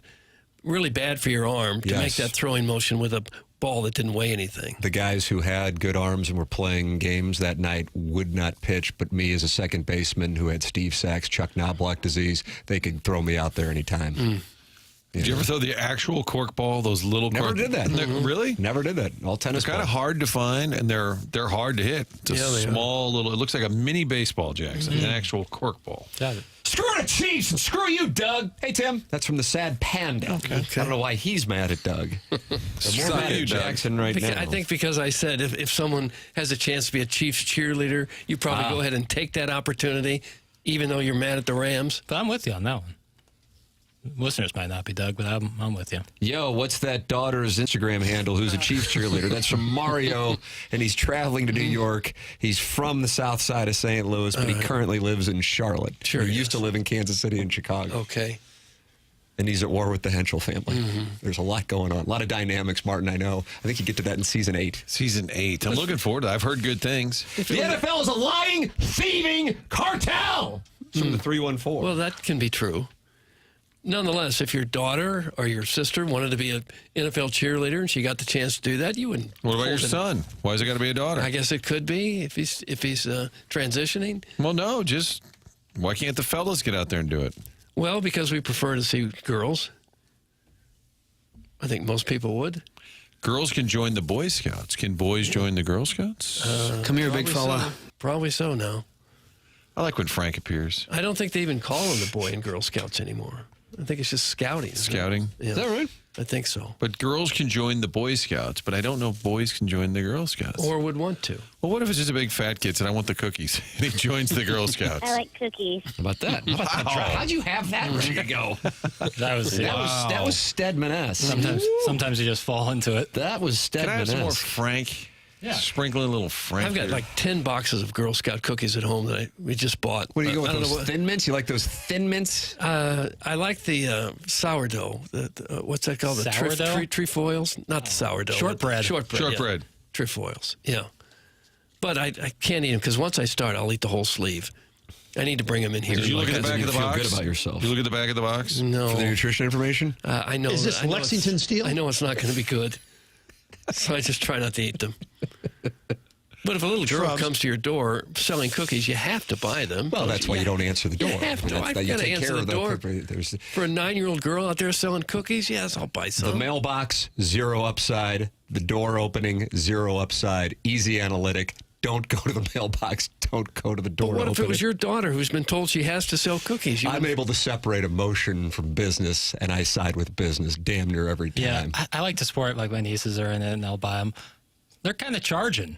You know, it's like a small box of cookies. So you feel like they're upcharging you? Yeah. Because they know you're a mark? Yeah, I feel like You're going to say no to a little girl? No, I buy them. Family? I buy them. What's loyal to the soil, but not the family. I buy them. I take my hard-earned cash and I buy them. But honestly, for the cookie to the dollar ratio, I feel like I'm getting a little screwed. What do you buy? What's a box? $8? It's like something like that. It's not the greatest buy in the world, but you're doing it for the kids. I know, and I do it. But I can also have a thought. You know, just because it's for the Girl Scouts, I don't have to be like walk in line and be like, yes, it's the great. It's expensive. You walk away and you grumble. Yeah, a little bit. It's kind of a Larry rip-off. David would do it. And he's an icon. Yeah. Shrimply Pibbles, who sends in pictures of his wife, says, of course, Doug, who eats fried chicken without breading and broccoli without butter, like a tiny little wabbit, eats the old lady cookies. Grow up and eat a box of Samoas like a real man. That's from Shrimply Pibbles, not happy with your selection. I was going to point out to Jackson, who we roomed with Doug, and we were taught how to eat proper food, healthy food. Yeah. Had the, what was it, plain yogurt? Plain yogurt. Because there's no added sugar. No surprise that he chose the cookie that's the plainest cookie. He was eating like bird seed. Oh, those are good cookies. You don't like the trefoils? I do enjoy the show, but I like the Samoa. I'm a big coconut guy. Because you don't get the cookie combo really anywhere else. Yeah, it's rare. Samoa. Mm-hmm. I'm smart, not like people say, not dumb. That's from Biscuits with McGravy. Hello, Fredo. Fredo's like leaning back in his chair, like all the way reclined in that scene. Like this, Martin. Like all the way back like this. I'm smart. Not like people say. Your Steve Feldossi has Jamie Rivers and the Design Air Heating and Cooling email today coming up at 9:50 on the program on Mondays and Fridays. The Colonel joins us. Missouri taking on Oklahoma tonight. I'm going to say Missouri is a 5-point favorite. Yeah, Jackson. I was going to say 5.5 on the road. Colonel nailed the spread on the Vanderbilt game. Did. He said 2.5. You and me were at 5.5, and the Colonel shipped it. James Carlton's got 415 5-star reviews on Google. This one posted by Bob Colburn a month ago. We had hail damage claim that got a little complicated since the home had an addition constructed while the hail damage was being repaired. James did a great job working with us and the State Farm Claims Group to get our compensation and to settle the claim. James also did a very impressive job of helping us adjust the coverages we're carrying to better match our current situation. That saved us money and plugged a couple of gaps in coverage that we had. That's the kind of service you're going to get from James Carlton, carltoninsurance.net in Webster Groves. 314-961-4800 to go online at carltoninsurance.net. Doug, the plumber is on the Callier and Thompson phone lines, and he has a question for you, I understand. A plumber, good morning. You're on with Doug Vaughn on 101 ESPN. Hey, Dougie. How you doing, buddy? No, I'm fine, thanks. You? I'm over here stuck in traffic because out of nowhere there's a bunch of snow, even though we're close to, daylight savings. I didn't know if you had like a Vaughn index on any situation that I can get to the job faster. Well, McCausland is screwed. Looks like the Vaughn index right now is right at 33. Oh, okay. That makes sense. Okay. Yeah, 33. Oh, and I see it's also 33 degrees, so the Vaughn index never takes a day off. Boy, this thing is amazing. Yeah, it's accurate. You going to be able to get to work in this horrendous snowstorm, these treacherous conditions? Well, if we can get somebody to come down on McCausland and fix all these dang potholes and traffic, we can figure this all out. Yeah, that's a problem, I know. Well, do your best. As a plumber there, isn't that McCausland, as you're out on the road traversing a lot, isn't that McCausland always where things back up? Oh, my gosh. It's awful. Oh, there we go. What's happening? What's happening? What happened? People don't know how to drive in St. Louis. They no offense because I'm from St. Louis, but, And then for Jackson, what do you think the odds are of us getting to the championship, bud? Talking about the Tigers? Talking about Tigers, baby. Did you almost have a wreck while you were calling? Oh, yeah. Oh, yeah. Okay. To get to the title, I don't know what the current odds are. Probably what? To win the national championship, it's like plus 4,000. Right. To get to the Final Four, I don't know if they give those out. Yeah. Well, to get to the Final Four, it's plus 1,100. Okay, so I'd say you could probably split that. Plus 2,200. Okay, so that's probably a good bet to throw at least 100 on them. Get a nice little bird dog top off. Bird dog time. Texter says this is Daddy Padre. Do we think that is? I'm going to short that market. This is not Daddy Padre. Not Daddy Padre. That was from the KC Gray Sexual. Good emailer. Just 100 on him. Nice All right. He's listening to himself back. Texter says this is Denton. Oh, thanks for calling. Jackson had enough. He hung up himself. Right. Thanks for calling. He hung up himself. Listening. Did this fella just leave that barge guy's house after consuming some morning honey whiskey? That's from the Concord Caulk.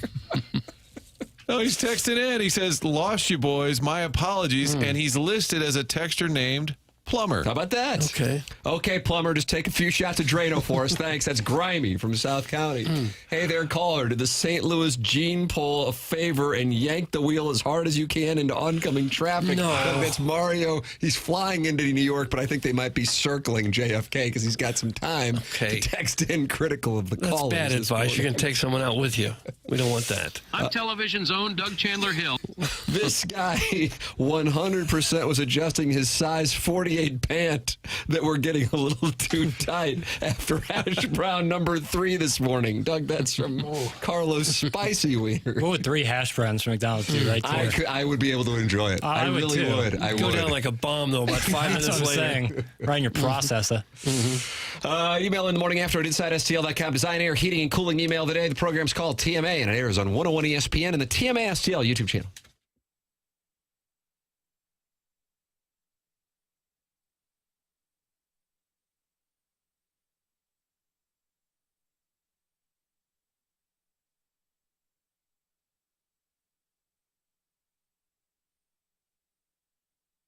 A credit union is not a bank, and that's a good thing for you. When you're a member at the credit union, you're an owner of that operation. That's one of the big differences. Together Credit Union started in the shadows of Anheuser-Busch. Used to be Eagle Credit Union. Started with all the employees at AB. Now it's expanded all around the St. Louis area. In fact, there are 14 area locations, and right now, great opportunity to sign up for that new checking account that they started called Empower Checking. Together Credit Union launched that in 2025.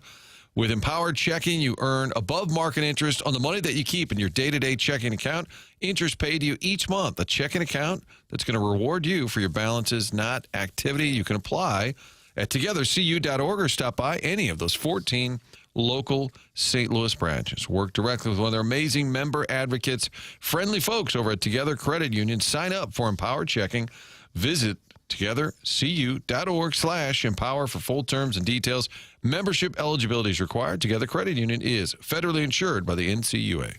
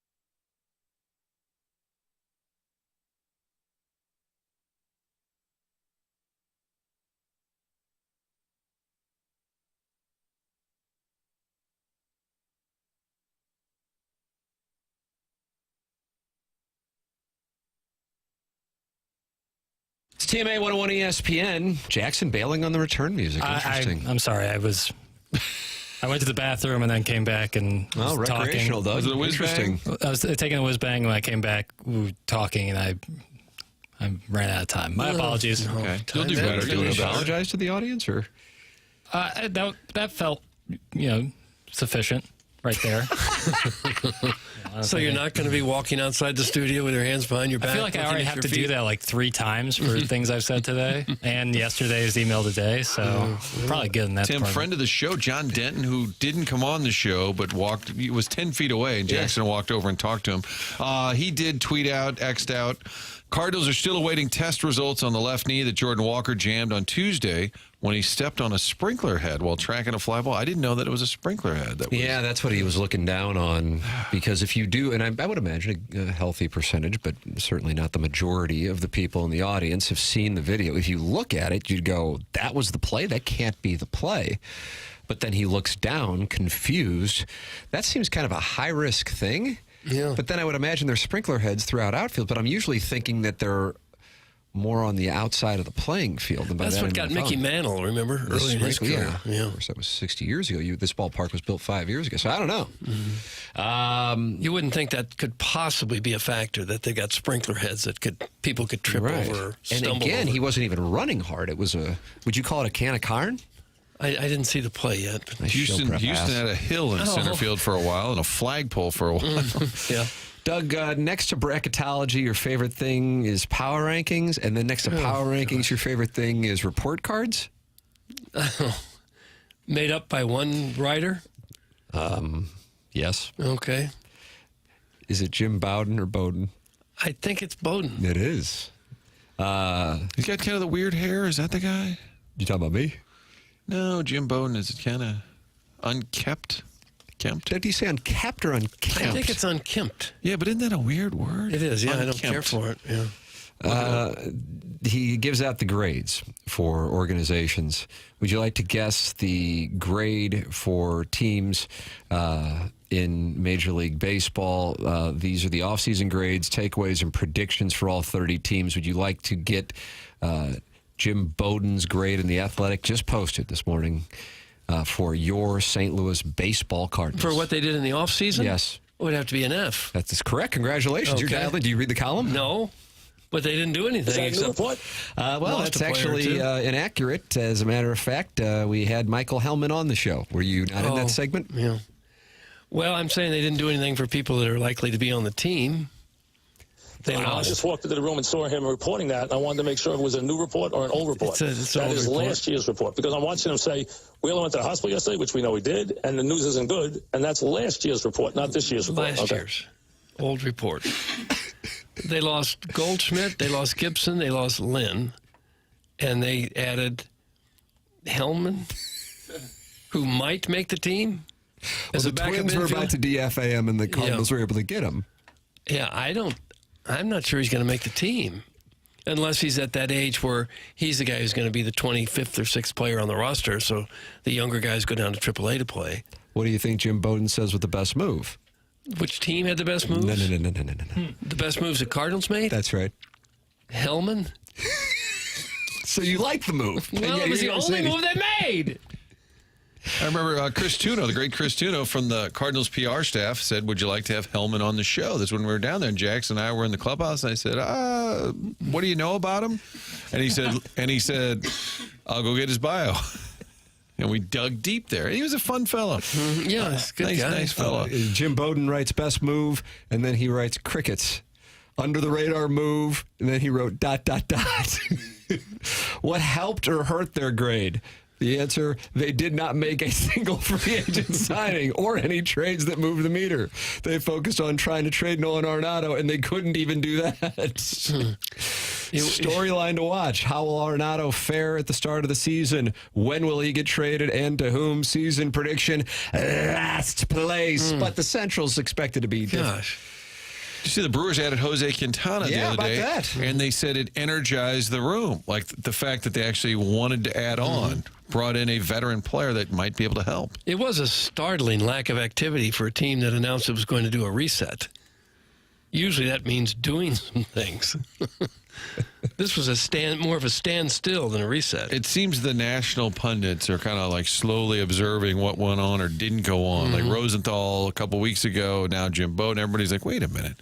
Well, there are organizations that you expect to do this kind of crap, and then the Cardinals are not one of those organizations. And I think if you are a baseball media person, you grew up loving the game, and to see the Cardinals in a Pirates-like mode really frustrates lovers of the game of baseball, much less fans in the St. Louis area who grew up as Cardinal fans. But it doesn't feel like they're all kind of stumbling into it now. Maybe they're just getting to their season previews, and they're kind of looking around at each camp and going, wait a minute.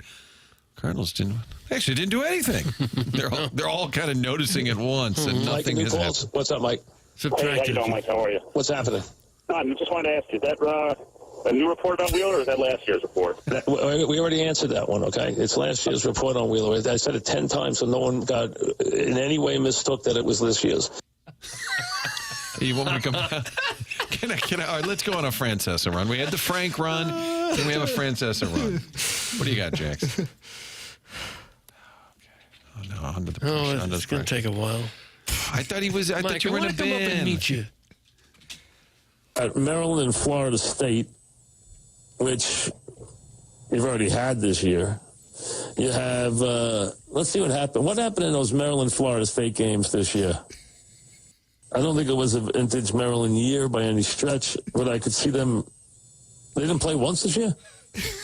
Oh, Maryland. I'm thinking, geez, I'm forgetting Maryland. You know what? I'm forgetting now. I'm forgetting. Okay. You know what? I'm forgetting. You're right. They wouldn't play. So, so the bottom line is, 4 or 5 million a year. Do you think we forgot Maryland was in the Big Ten? I think that's a tight read. Yes. I do think that's a tight read. Yes. The Cardinals are no longer a baseball organization. They're a private equity firm that hosts 81 corporate events a year. No one across the corporation is held accountable for any failures. They will lose 90 games minimum. So there you go. Do you view them as a I like that. I like that description. That's from the life coach. Tip of the cap. Okay. Can't wait till a little life coach starts writing in.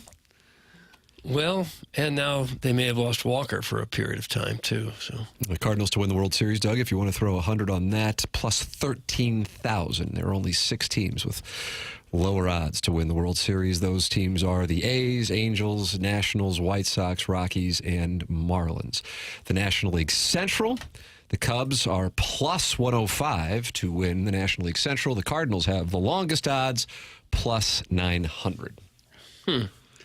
I'm betting on Jason Stark to be the next columnist to kind of wait, and I'm waiting for all the national guys to kind of roll in and say, what's going on with this club? $100 to win 13,000, though, that might not be a horrible. No, they try to entice you with those long odds. That might not be a horrible chance to All take. right, let's throw it down. I mean, I tend to be an optimist where the Cardinals are concerned, so I always think that, boy, this is going to be our year. I don't have quite the optimism I've had in the past. That sounds like a Channel 4 spring training wrap-up. Let's go down to Doug Vaughn, who's with the team in St. Petersburg. Let's go down to Doug Vaughn in Jupiter. Well, I got a good feeling about this squad. They're throwing free and easy. Many of them reported in the best shape of their lives. I just hate to go into a season thinking, oh, we got no chance. I don't like the team. I just hate that. It might be true, but I still hate that feeling. Player to hit the most home runs in Major League Baseball. Who do you think the favorite is? Judge. That is correct. I would have thought more would say Ohtani, actually, but it's Judge. He's plus 300. Ohtani is plus 500. Which Cardinal do you think has the best odds? To hit home runs? To lead Major League Baseball in home runs. Arenado? That's correct. And if you want to put $100 on that, as you're an optimist, you'll get paid $15,000 if Nolan Arenado leads Major League Baseball in home runs. Well, I don't think that's 0% chance of that. Yeah, but it's kind of enticing. I think you are at the right number on that one. As far as prop bets go. Player to have the most hits in Major League Baseball this year. Did you say hits, Tim? This is when Doug buys time, Martin, just so you know. If you have killer music, Jackie. I may not have heard you correctly. Are these American hits? I don't think you're going. These are American hits. This takes each row out. I don't know if you're going to get this one. There's how about Bobby Witt? That's a good guess. He's second, plus 700. Okay. Mookie. Arias always gets a bunch of hits. That's the win. Okay. Nicely done. Plus 500. Yeah, that's kind of a sneaker one. But yes, boy, that guy gets some hits. Just not a lot of power numbers. Yeah, the player to get the most saves in Major League Baseball. How about What that? did you say? I didn't. Did you say? Oh, sure, no problem. Player to get the most saves in Major League Baseball. Okay. Dreamweaver? No. How about? You guessed Luke Weaver. Was that your guess? Yeah. That's who I was going to. You said He is Dreamweaver. not their Confused me. closer, so that's going to make Well, it. he was at the end of last year. No, that's fine. I had hair at the end of 2001. The question was, I think, although I'm not sure, Martin, who's you going to be picking the up the read on the saves delay leader? tactic? Probably not Helsley again. This would be the one where the Cardinals could have the lead. I would. Would you think Mason Miller? But he plays for a kind of a. The guy at Cleveland's good. Class A. He'd be on the. He'd be up there. The winner has not been named yet. Who's the Dodgers closer now? Darnell Coles. That's correct. Will Devin Williams close in New York? He is plus 1,000 to lead the league in saves, Martin. But there are 4 players listed ahead of him, 2 of whom have not been named. Initials, please. Missouri third down music. Oh yeah, our guy in Timmy Tipton. Timmy Tipton. No, what's the music? Is Timmy Trumpet. Timmy Trumpet. But his last name is Tipton. Edwin Diaz Tipton. Yes, Edwin Diaz Tipton. I love what He was not great last year, though. He's plus 500. Helsley's plus 600. And that's pretty much where it starts and stops with the Cardinals with the possibility to lead a category.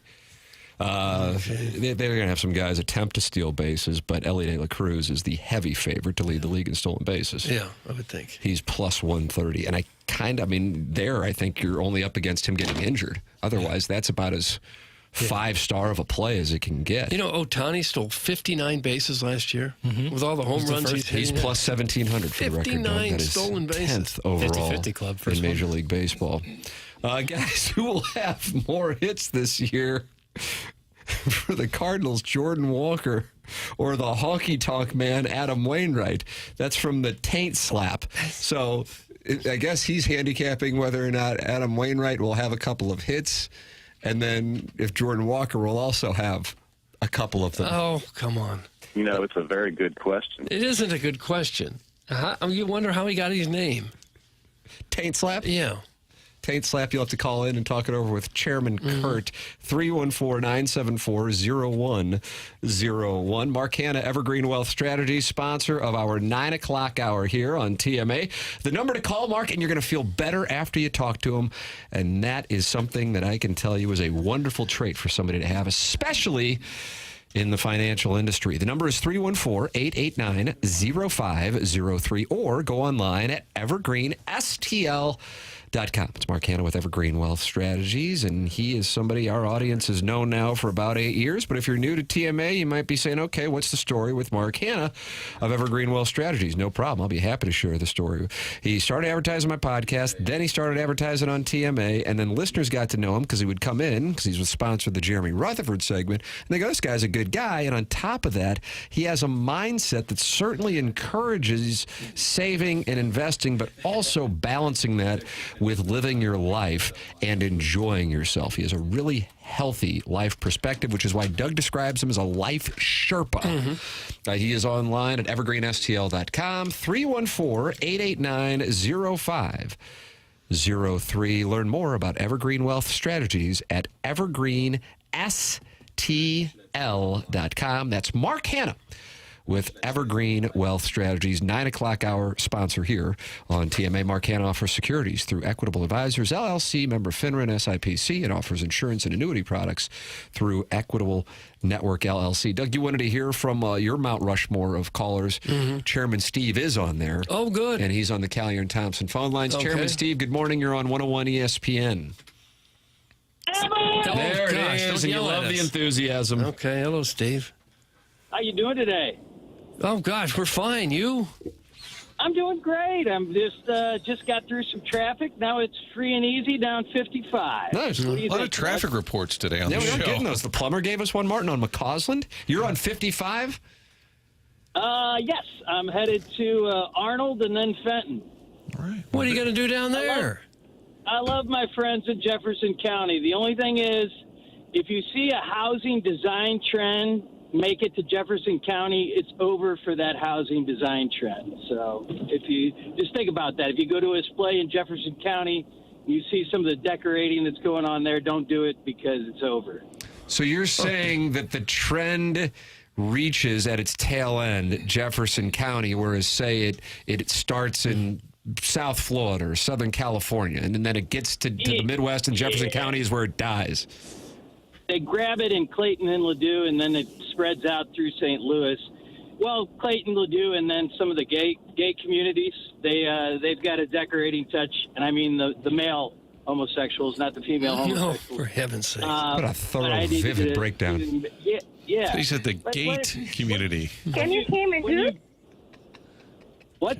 No, never mind. Sorry. Never mind. I thought you said the gate community, like gated community. Okay. Homosexual community. Okay. I mean, they're very good at decorating. They have dual income, no kids most times. Yeah, that helps. So, that always helps. It does. Always helps. So these are tips for homeowners you're giving.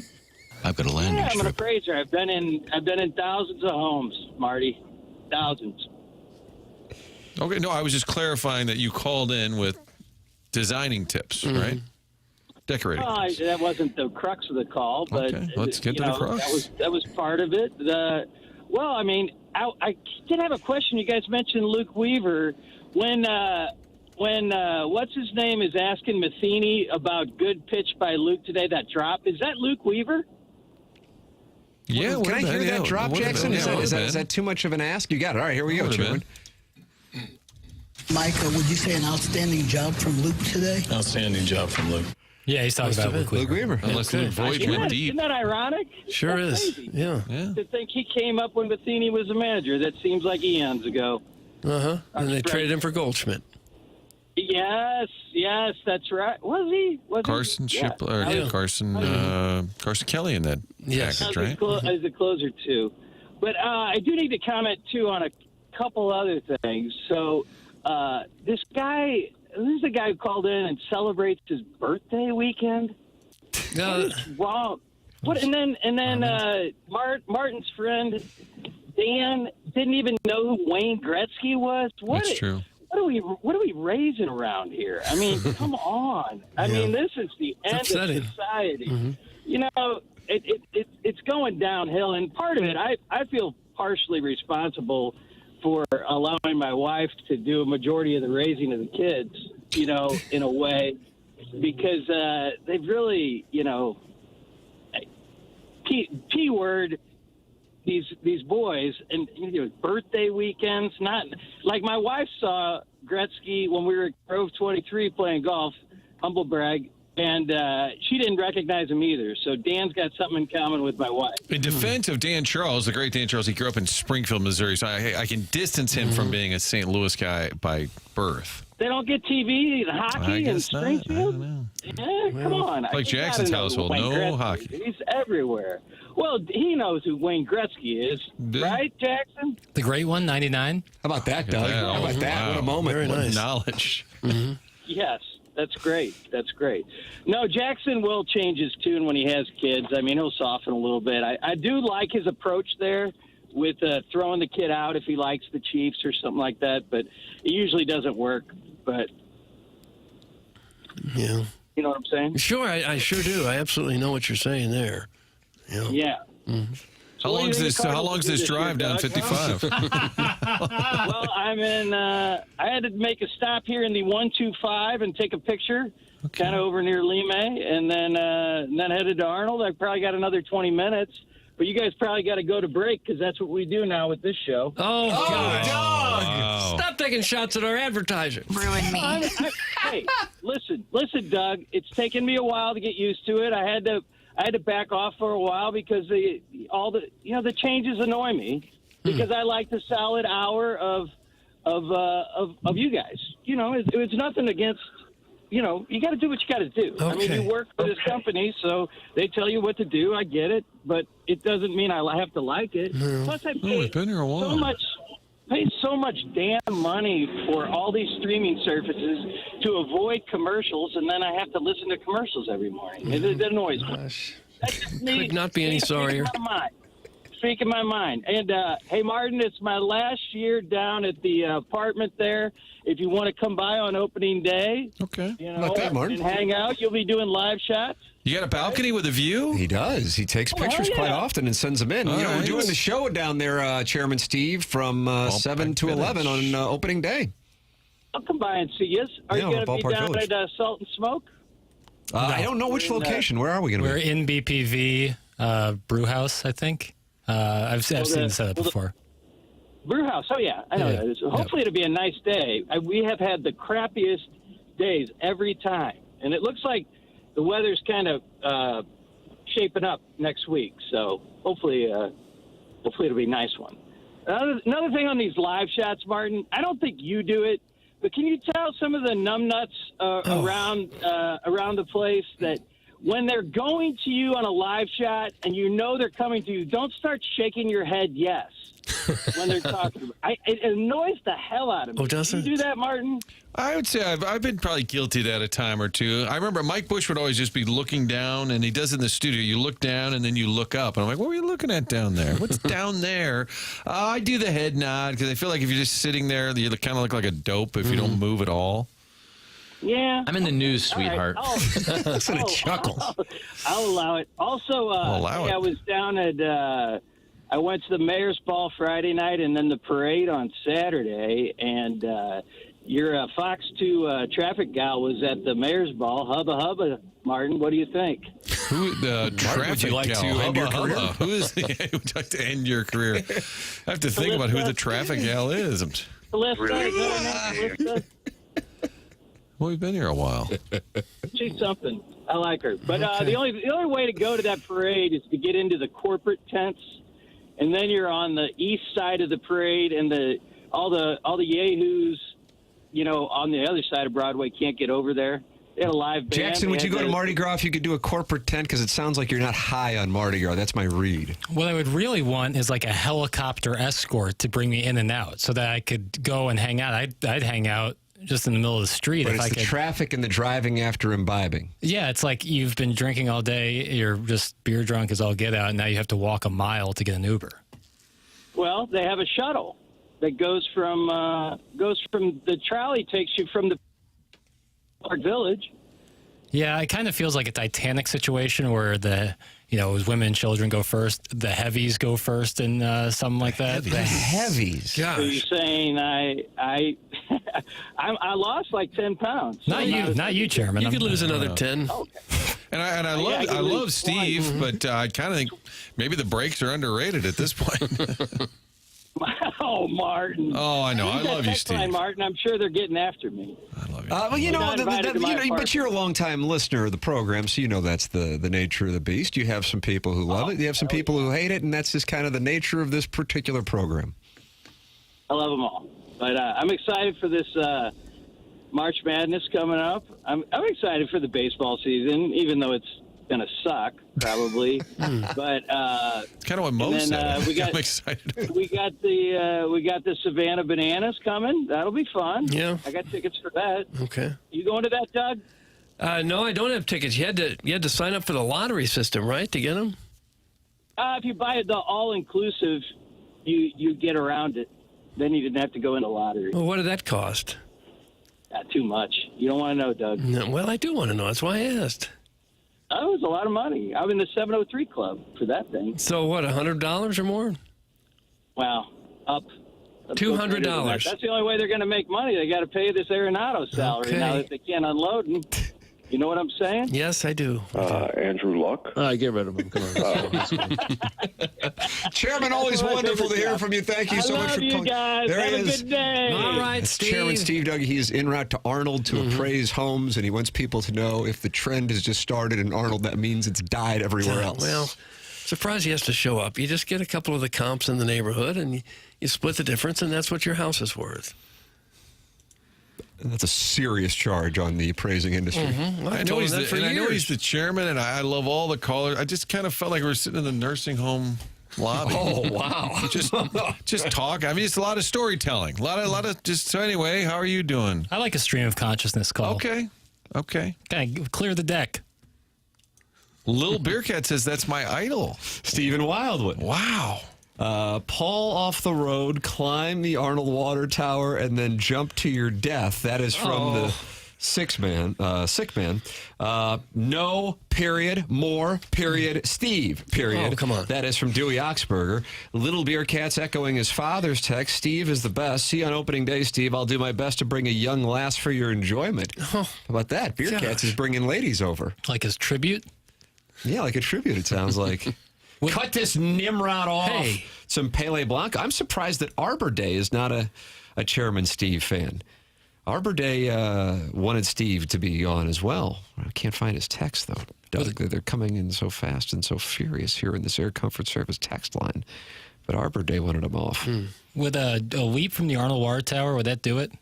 Oh, gosh, yeah. Okay. I don't know how tall it is. It's probably... You've never seen the Arnold Water Tower? I've seen it. I just... I get it. Ladue doesn't travel. Yeah, Ladue doesn't go on 55. No, unless it's going north to Chicago. Yeah, it might be 100 feet or more. Okay, yeah, that'd probably do it. Take one of those bananas from Savannah, choke on it, and never call in again. That's from little Tommy Tribben. It's 194 feet tall. Oh, almost 200. And miscolored, but that's another story. Hey, Steve, can me and Wifey swing through on opening day? She's a queen and deserves to be treated as such. That's from Shrimply Pibbles, who sends in pictures of his wife into our Air Comfort Service text inbox. Doug is skeptical as to whether or not they are really his wife, though. Yeah, probably not.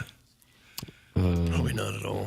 You can get involved in the program as well. YouTube chat is youtube.com/TMASTL. That is presented to you by Michelob Ultra. And then email in for the Design, Air, Heating, and Cooling email today, the morning after, at InsideSTL.com. The morning after at InsideSTL.com. If you're dealing with low energy, low motivation, fatigue, tired all the time, weight gain, muscle loss, especially belly fat, if you're dealing with focus issues or mental clarity issues, those are symptoms of low testosterone.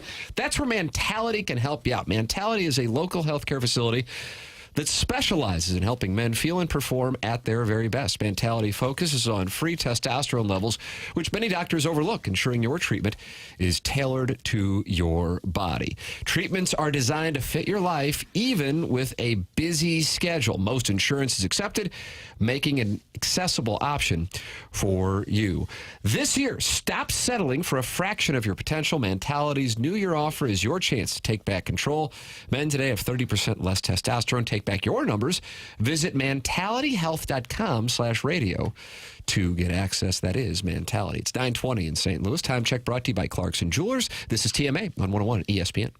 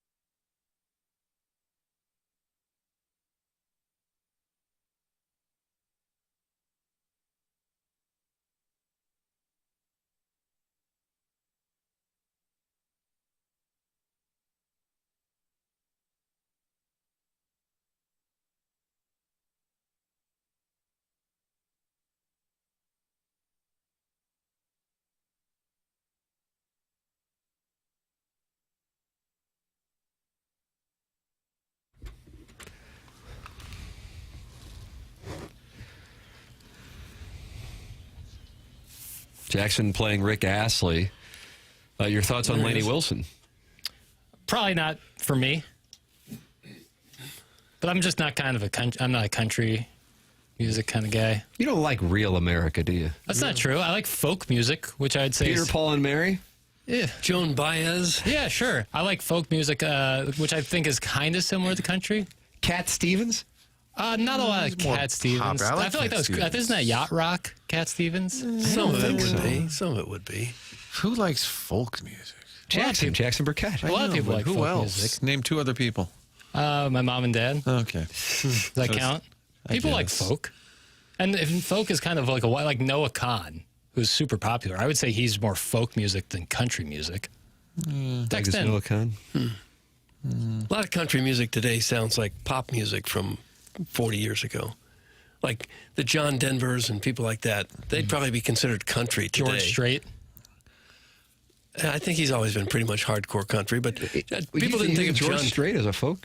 No, country. Country. Oh, okay, well, but yeah. Doug said that was pop from like 40 years ago. I mean, George Strait's the king.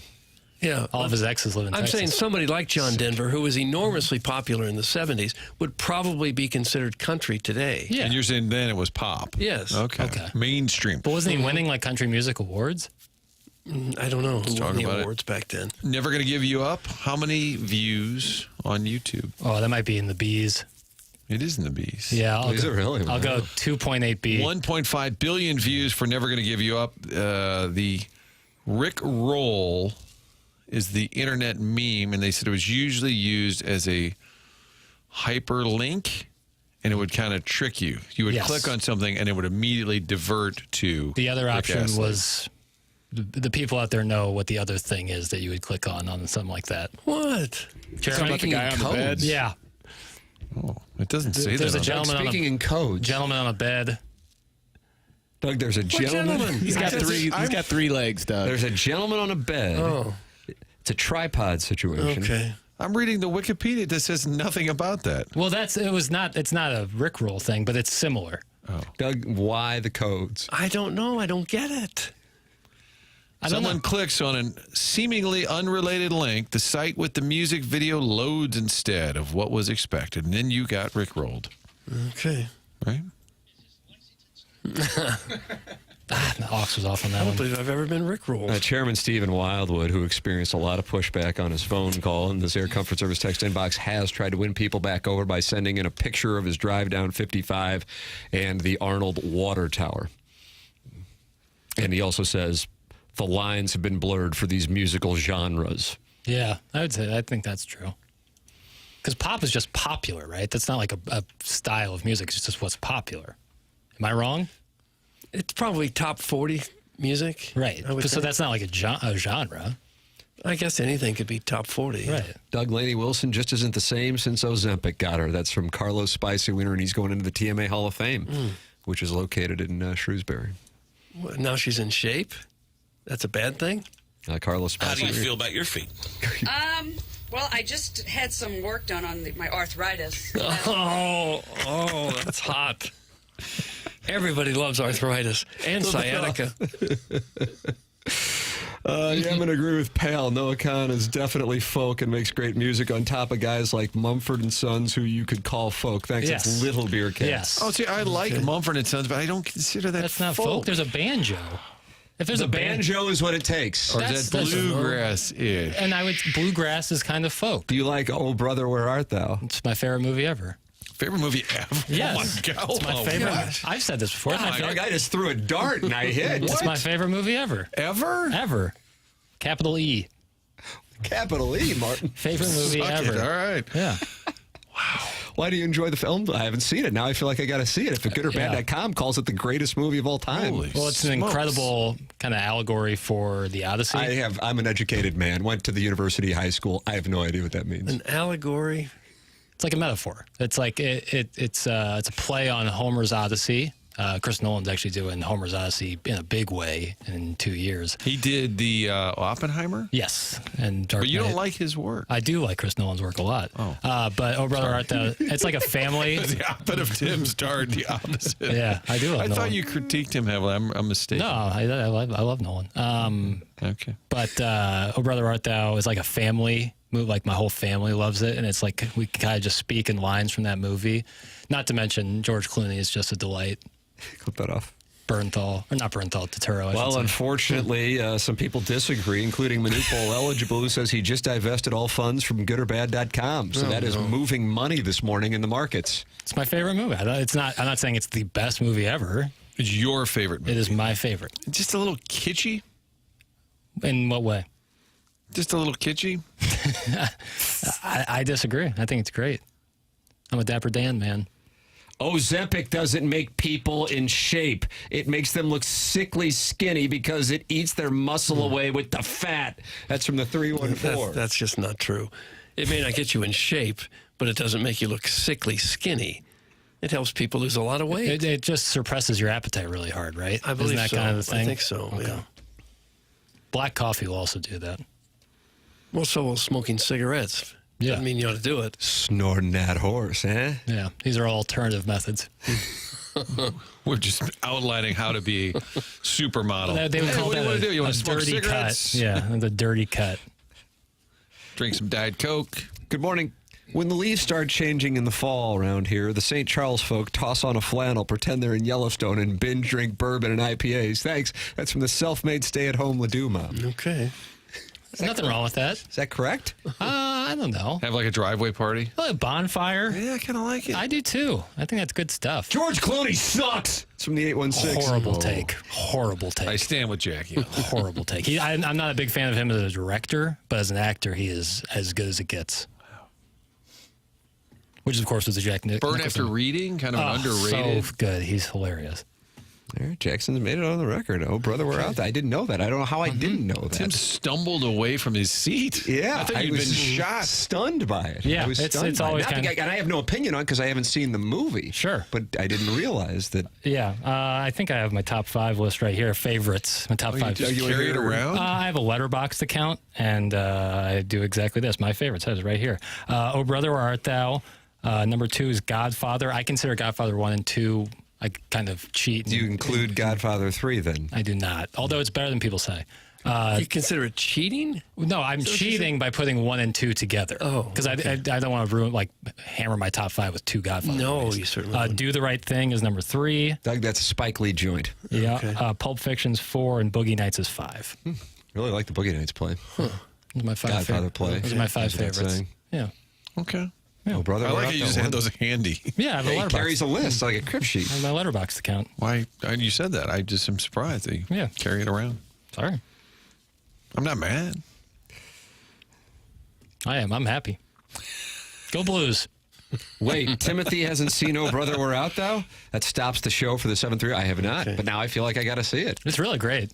I mean, it's got a rock solid cast. It's Coen Brothers. I guess some people don't love it, but I think it's great. Doug, is George Clooney hung? Thanks, that's from the Total Pack. I wouldn't know. I wouldn't know. Probably the Listeners best. come to you for information. You're kind of not. Well, yeah, I don't know. I'm new here, but what is with the texture? No matter who we mention, John Denver, somebody's a huge dong. I'm like, can we just have a normal conversation? Is that something that he was well known for? Somebody texted that. I don't know. Like the Milton Berle, I mean, to his credit, he got that thing going, you know? It's kind of like Finch did in American Pie. Yeah, Milton Berle pulled it off. It's a great thing to have wandering around. Bryce Harper's dad is hot. Martin, that's your opinion. What was it? I had an earpiece malfunction. I missed my own drop. Hey, when you have an earpiece malfunction, the way you test it is you say Bryce Harper's father's attractive. Bryce Harper's dad is hot. Here it was again. That's out of context. Doug, that doesn't matter. That doesn't matter at all. I just got franked. That's not fair. Podcast the program via the Schaefer Door podcast. It is Schaefer Door at SCHAEFER door.com. Call or text 636-782-3608. It's going to give you the quickest response time. They service all kinds of garage doors for service and new installs. And on Mondays, if your garage door breaks over the weekend, they set aside windows of time on Monday morning to make sure they get out and get to those garage doors that broke over the week. And they also service commercial doors as well. So if you run a business or warehouse with big, tall doors, Schaefer is experienced in these types of jobs. Schaefer Door is online at schaeferdoor.com, SCHAEF, door.com, or call, text a number they set up specifically for TMA listeners. That's 636-782-3608. Schaefer Door is a CHI overhead door dealer. Tim McKernan, Doug Vaughn, Martin Kilcoyne, Jackson Burkett, and Chairman Kurt with you. This is TMA on 101 ESPN.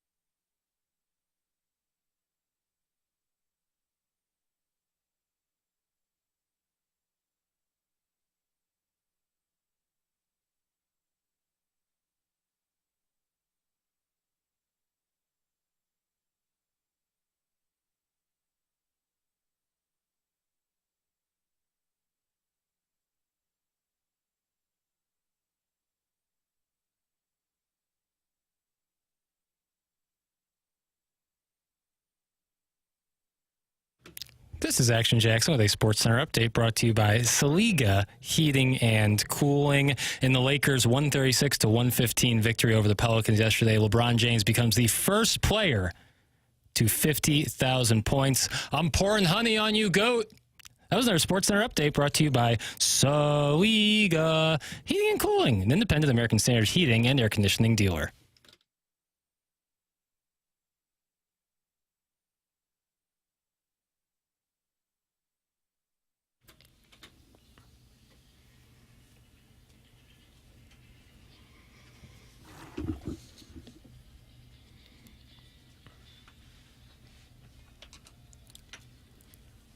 Doug, Noah Khan? Yeah, I don't know who it is. Is that right? A little folk music for you. This is folk? This is not folk music. This is Noah Khan. Did you enjoy his duet with Casey Musgraves? I don't think I heard it. Call You Back? Is that right? Call You Back? That sounds right. They call this alternative on Apple Music. Is this in a movie? This song feels like it's in a movie. It might be in the future. It just came out last year, 2 years ago. It's with the great Hoser. Wonderful Irishman. That's redundant. TMA 101 ESPN. Mark Hanna sponsors the 9 o'clock hour, and Design Air sponsors the email of the day. Can't wait for this one. After the controversy surrounding Buck Swope losing yesterday, his lack of happiness with the outcome, feeling like he had $20 is taken out of his pocket, Jackson volunteering to send him $20 to make up for it. And Buck Swope will probably get a chance to respond today at about 10:50 for the Design Air Heating and Cooling email today, the morning after at InsideSTL.com. Jamie Rivers will join us on the Stiefel dossier. Now, this is interesting. When I look at the email today standings, Kermit the Bong has a win. I thought JV golf coach won, but now on the standings it says Buck Swope won yesterday. Well, he was raising. You can't be serious. He was raising. I thought we agreed that Buck Swope retroactively got the win. I thought we went to. Who agreed to that? We went to VAR and he was offside. Retroactively. No one agreed to that. So, do you want to reward the win to JV golf coach? I'm trying to do this democratically. You can't take it away from him. We might need to bring in Dominion to run this stuff. Okay, so JV golf coach gets the win yesterday, not Buck Swope. You know, in the Missouri Vanderbilt game on Saturday night, Doug, which Jackson still was emotionally recovering from. There was a clear missed call that went against the Tigers. I think it was one of those dramatic referee, I'm going to call the charge thing where they really oversell it because they don't know, but they got to do the overselling thing that you're taught when you start officiating. Yes. Flop sign. And about a minute and a half of gameplay later, a Vanderbilt player was charged with turning the ball over, and Missouri got the ball back. And I thought to myself, okay. Make-up call. Yeah. And that's the way that the game is played, and it's kind of understood. And if you're looking at it in a vacuum and go, wow, that was ridiculous. I just saw a turning the ball over call for the first time since 5th grade at St. Raphael's. But it was a make-up call. And so I wonder today if Jackson's going to be more apt to vote for Buck Swope as a make-up call as opposed to retroactively changing these Design Air Heating and Cooling email today standings, which are actually audited by the government. They are? Yeah. So you're kind of putting yourself in a crosshairs. Stuck by Doge. And now it's just been changed to JV golf coach. It just got changed because I have the organic dossier brought to you by Stiefel. You guys only have the printout version. Yes, we do. Hey, listen, I am the liaison of the program to the dossier. So I am the liaison of the program. You're trying to pull some funny business behind the scenes is what you're trying to do. I just want peace. And it seemed like giving Buck Swope the win would be the quickest route to peace. Don't give in to his whining. Oh. Yeah. Well. Don't give it. So who got hosed? It depends. JV golf coach. He was the winner. Now I gave him the win. I think I'm going to pour a little gasoline on this fire and just filter him today. You're going to filter Buck Swope? I might. Oh, wow. You'll have hell coming to your doorstep. Bring it on, Buck. Yeah. So Swope texts him to complain about not winning his widow email contest, and the win is overturned? Wow, wow, wow. Big Tough is not happy. Jackson the Cuck is so soft. That's from the Concord Cuck. I can't win here. Jackson doesn't take email of the day serious enough, and I'm starting to wonder if he's bought. By who? This person says, a la John Heyman. That's from Stephen Time. You're paid I'm for not calling by the WFAN anymore. By big email. Big email is bought and paid you. Well, what are you going to do? Oh, I just want to be fair. I voted for. I think if you listen back, like if Doug, listen back to yesterday's. If we did a Gallup poll and like let the listeners vote, they would think with me, "Don't think just stink" was the best email. If you're asking who got hosed, that's who I think got hosed. But yet you gave Buck Swope the win. Because again, I felt it was the quickest route to peace. But I mean, he made a decent point. I think Doug is the real pivot point here, where he was him and hawing about how good Buck Swope's email was, and then voted for JV golf coach. Well, that really threw a wrench into everything. Give someone else a compliment and not vote for him. That's true. That's true. Vladimir Burkett has a stronghold in Emailgrad. That's a new city, Big Don Johnson says, and it's Emailgrad. Oh, my God. It's all disturbing. It's very disturbing. It's an unfortunate thing. Hey, John Denton with this update from Jupiter, Florida on Jordan Walker just within the last handful of moments. Ali Marmol confirmed that Walker injured his knee upon stepping on a sprinkler while tracking a fly ball Tuesday, and the club is going to release MRI results later today. Ali Marmol said, quote, he felt a little better this morning, but we are awaiting the actual results on Jordan Walker. He, of course, is not in the Cardinal lineup for today's festivities. Might want to get rid of the sprinkler also. Yeah, that's in the ballpark at the Palm Beaches, the Natitude and Astros facility. Okay. But yeah, I agree in general. The fact that that's even there and it can cause that. And again, he wasn't running. He just was standing there catching a can of carne. They have one in most major league parks. It's right behind the pitcher's mound, right? And they lift off a piece of sod, and then there's a water connection that they can make there to bring out the hoses, and then they put the sod back on it. You never even know it's there. It's like filling a golf hole. Mm-hmm. That's how it should be done. It should never be exposed. Well, like I picture Billy Finley, the great Bill Finley, and his team down at Busch. I feel like I see them all the time walking around with the hoses. Like, I wonder if they. I'm going to text him and ask what's common. Bill Guys, Finley. Jordan Walker has 2 more hits than I do this spring. Thanks. That's from Lady Gaga's Meat Suit. So he's not too concerned. Unfortunately, there are a number of people who would fall into that category so far for the Cardinals this spring. Haven't hit well. They did yesterday. Scored 6 runs in both of their split squad games. 2 Jim Dandies. So maybe it's starting to come around. Tra-la. As Martin said earlier, Victor Scott Contreras is hitting 455. There you go. Vic Scott, 583. Arenado had a couple of RBIs. Here we go. Yeah. Past this may be on to something. He says between 90 and 95 wins, Martin. Yeah. That's why that $100 bet to win $13,000 to win it all is looking better all the time. Doug, as you've oftentimes said, this is a show listened to mainly by people in the medical and legal community. Yeah. I'll bet that means he is getting a second opinion on the MRI. Why would they not just release the information if it was a clean MRI? They likely knew the situation yesterday. That's from Long Tom. Long Tom. That's correct. Well, we don't know. I think he's guessing. It does make you a little nervous that they haven't just said, that's no big deal. The old sprinkler head. Remember Manny Legacy tripping over Sarah Palin's blue carpet? I was there for that game. Doug, was that against the Kings in October 2008? Years, I don't know the year. Manny Legacy all excited to step out on the ice and trips over some carpet laid down for the vice presidential candidate. Jackson, where's this audio with John Cooper and Jordan Bennington coming from? Is there like a special on the Four Nations? Is like an HBO type thing? It looked very cinematic from the clip I saw. I bookmarked it on Twitter, or I'm sorry, to Eric in Central West End, X.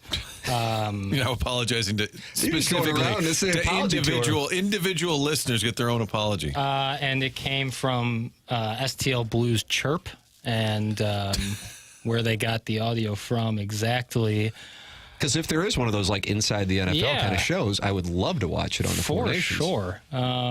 It doesn't appear like the answer is in front of me. All right, well, Doug, we'll just hear the audio. Okay, that's fine. This is Jackson's Fun with Audio. All right. Go ahead, hit the lever, please. Do I hear it, Doug? Yeah, go ahead and hit the lever, please. Yeah, all right. You're a big one. Jordan Bennington, what an unbelievable overtime. You saved it, kid. You saved it. Big-time players for big-time moments. This is your play.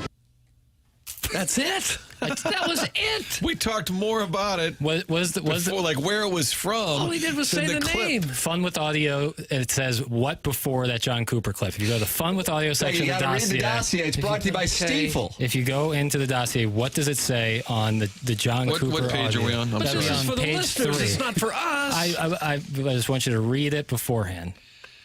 I can't see it. I can't find it. Okay, this is going well. I can't see it. I can't find it. Dennis Gates, Greg Sankey, I don't see it yet. John. Okay, very brief. It says in parentheses. Jackson just waved to the cameras. Very brief. He was like Princess Diana getting off the plane. He just started waving like a little princess. John Cooper on the ice after the 4 Nations, telling Benner, "You saved it.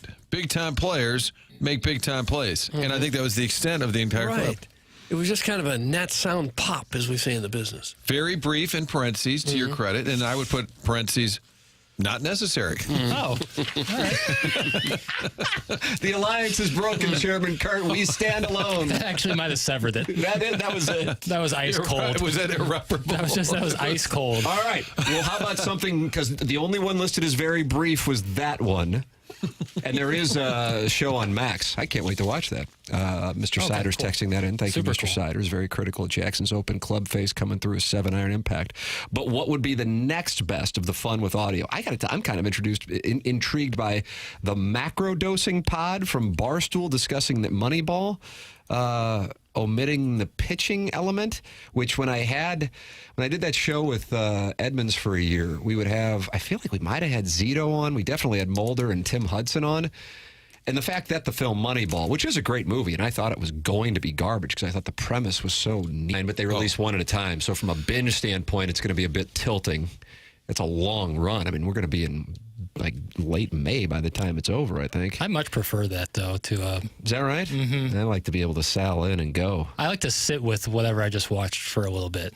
Sit with it, just let it simmer? Yeah, reflect on it. Digest it a little bit. And it excites you to watch when it comes out whenever it comes out. So you like the White Lotus schedule? Yeah, I never like on Hulu when they release the Bear episodes like all at once. It kind of takes some of the enjoyment. I want to go week by week with it. Well, if it all came out at once, you could still not watch the second episode until you're good and ready You could sit with it as long as you want it. Yes. Yeah, but temptation's a real thing.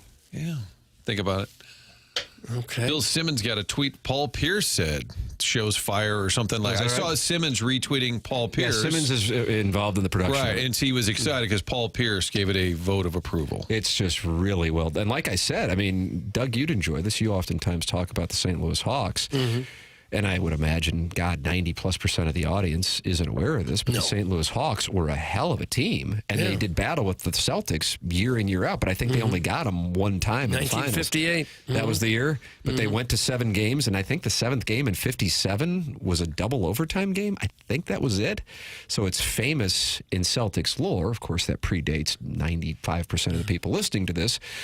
But the St. Louis Hawks were kind of on the precipice, and kind of like I want to know what went on with the 2008 renovations on Highway 40, I-64, and how we still have worse traffic now near the Galleria.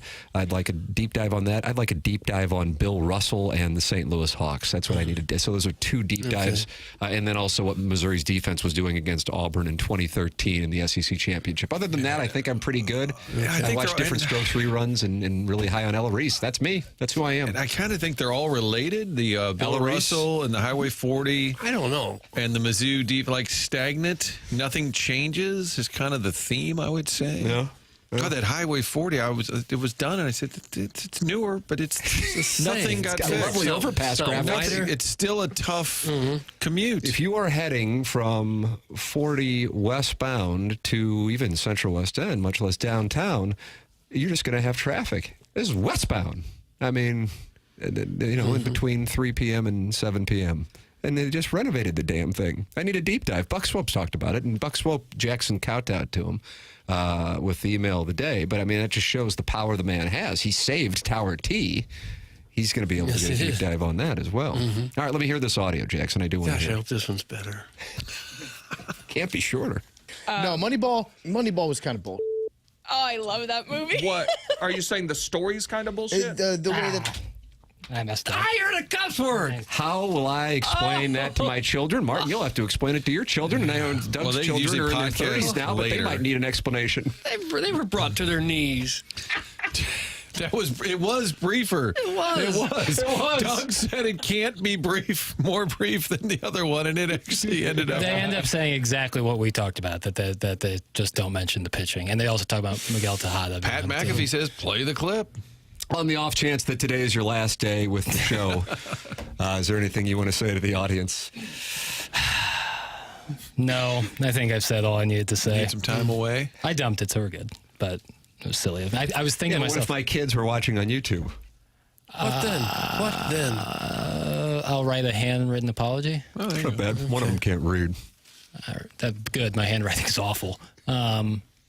Moneyball's my favorite sports movie. I'm a bad boy, and I'm testing things, screaming in the YouTube chat, brought to you by Michelob Ultra. Oh, my gosh! My mother is listening, too! That's from I'm a bad boy, and I'm testing things. I feel bad for her as much as anyone.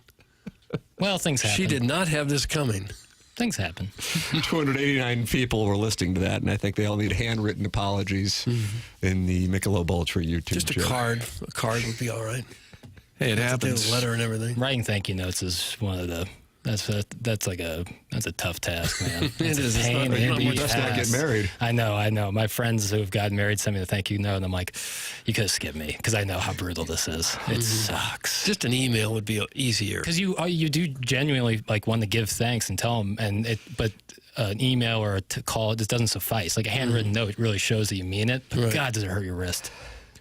I hosted an event at the MAC, may have used a few profane words. Carol Buck was in the audience. Joe and Julie's mom. yes. The great Carol Buck. And then the next time I was up there, she was there. And Julie Buck said, my mom wants to know if you'll be swearing again. She was offended. So, of course, I couldn't let it go. And I said, Carol's here. I said, she's very concerned about the kind of words I'll use up here. I said, for God's sakes, your husband was partnered with Mike Shannon for all those years. You've heard everything. Which is a little insider jokes. Nice one, Jackson. You're on a hell of a roll today, champ. That's from Mr. Siders, and he vanquished Jackson in the first round of the Fan Page Club Championship. Yeah, I remember last that. year. Yeah. Couldn't be sorrier. I don't know how much you mean that. I don't. I dumped it. What is that? Steven Time says you might have dumped it, but we all heard it. That would be inaccurate. That's a paradoxical statement right there. Paradoxical? Is that a word? I know he's trying to throw us off base now. That's like saying my shoes are red, but my shoes aren't red. Like, that doesn't make sense. Boy, I am digging in on this one. Did you take a lot of philosophy at Como? Nope. I took a class called Intro to Peace Studies, which was similar to that. One of my favorite classes. There you go. Open the door. One of my favorite Intro classes. to Peace Studies? Yeah, What really did you- good class. Like, what did you study? It kind of taught critical thinking. Like, you had to do it, and it was graded really difficult. Like, it was a really hard class, but taught me a lot about critical thinking. Martin, I took a class, I believe it was called the Sociology of War. And you know who was in my class? Anybody would take a guess? I mean, you're going to be firing just a dart, 1,000 to 1. Initials? Kelly Thames? No, I think he's a little older than me. Derek Introduction to Grimm? War. Douglas MacArthur? No, he wasn't. Doug Smith? George C. Scott. George C. Scott was not in there. Barry Odom sat nice. right next to him. Oh, But that- wow. Fun facts for no and tell. Doug, those are fun facts. that is a and they're good for fact. no Yeah. and they're for tell. You can email in your thoughts on, what was a kind of an unfortunate segment, and we will all be issuing apologies, and my children will be on a Zoom call with all of us coming up for what they heard on today's show. How will I explain it to them? I don't have an answer. You can't. Well, Just let it go. luckily, Tim, onboarding today, I was just rolling through this. Haim actually texted the index that he got, and it says how corporate's response to swear words making it out over the air. So this will actually be that's going to be tended to in it's onboarding. part of my onboarding. So I'll give you an update later, Nice. Jackson, as to how you handle that. There you go. Beautiful. Email in the morning after at InsideSTL.com for the design, air, heating, and cooling email of the day. If you're sitting there going, you know what, I'd like to email in, but my teeth aren't right. Well, then you go to 100westdental.com and work with Wait a Dr. minute. Brandon Pryor. Wait a minute. Is that a common thought that people have? If you got a snaggle tooth, you shouldn't be emailing. Okay, I got it. Dr. Brandon Pryor, he loves the Volunteers, Missouri Missouri and Tennessee might be on a collision course. 100westdental.com.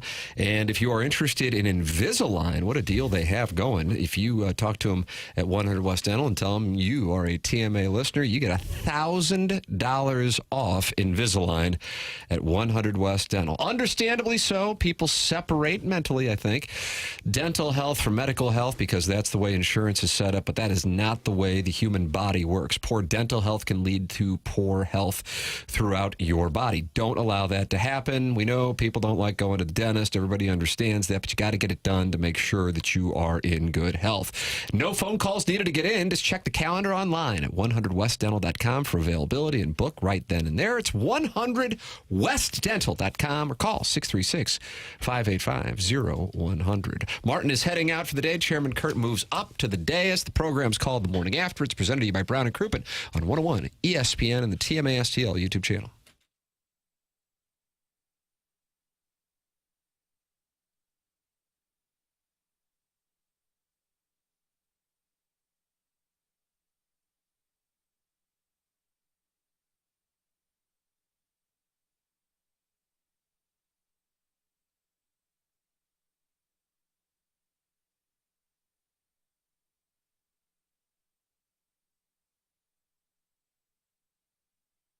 If you are in the market for jewelry, I would like to recommend a new sponsor on TMA by the name of Moritz Reusch. And you go, man, how do you spell that? No problem. Don't worry about it. Go to ninjabling.com. That's ninjabling.com. The quality and the value that you are going to get at Moritz Reusch, right across from the Galleria in the tower on the 15th floor, is second to none. Plus, the sales experience as well. The windows into the office with the great view while being able to see the incredible jewelry for its natural beauty in natural light really stands out. It is a different kind of jewelry experience. Everybody goes in to jewelry shopping. I shouldn't say everybody, but the vast majority of people, especially guys, and I put myself in that category, going to jewelry shopping going, man, I don't know what to get. I have no idea. I just know I don't want to spend more than this. Well, they understand that at Moritz Reusch. They've been doing it for decades, and they will help you with that process. It's Moritz Reusch on the 15th floor of the tower right across from the Galleria, online at ninjabling.com.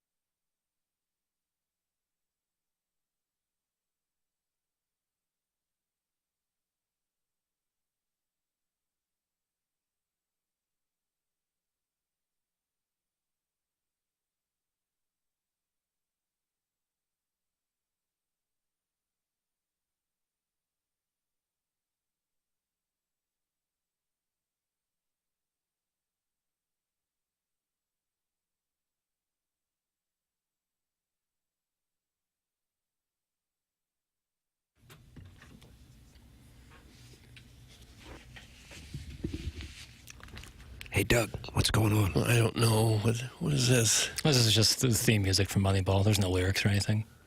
Okay. I thought was is that the Rio Grande? Yeah, there's that too.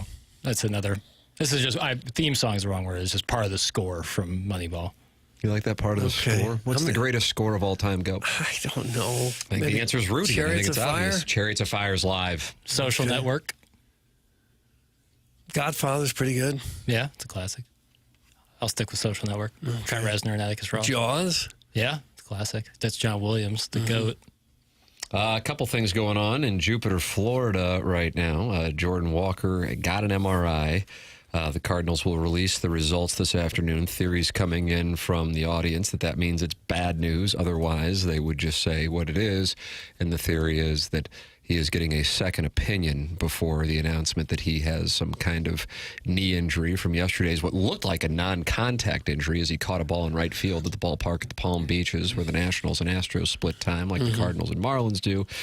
That's what concerned me. A non-contact injury, I'm like, yeah. I mean, of course, you have the opposite side of that, which would be Joe Theismann on Monday Night Football with Lawrence Taylor.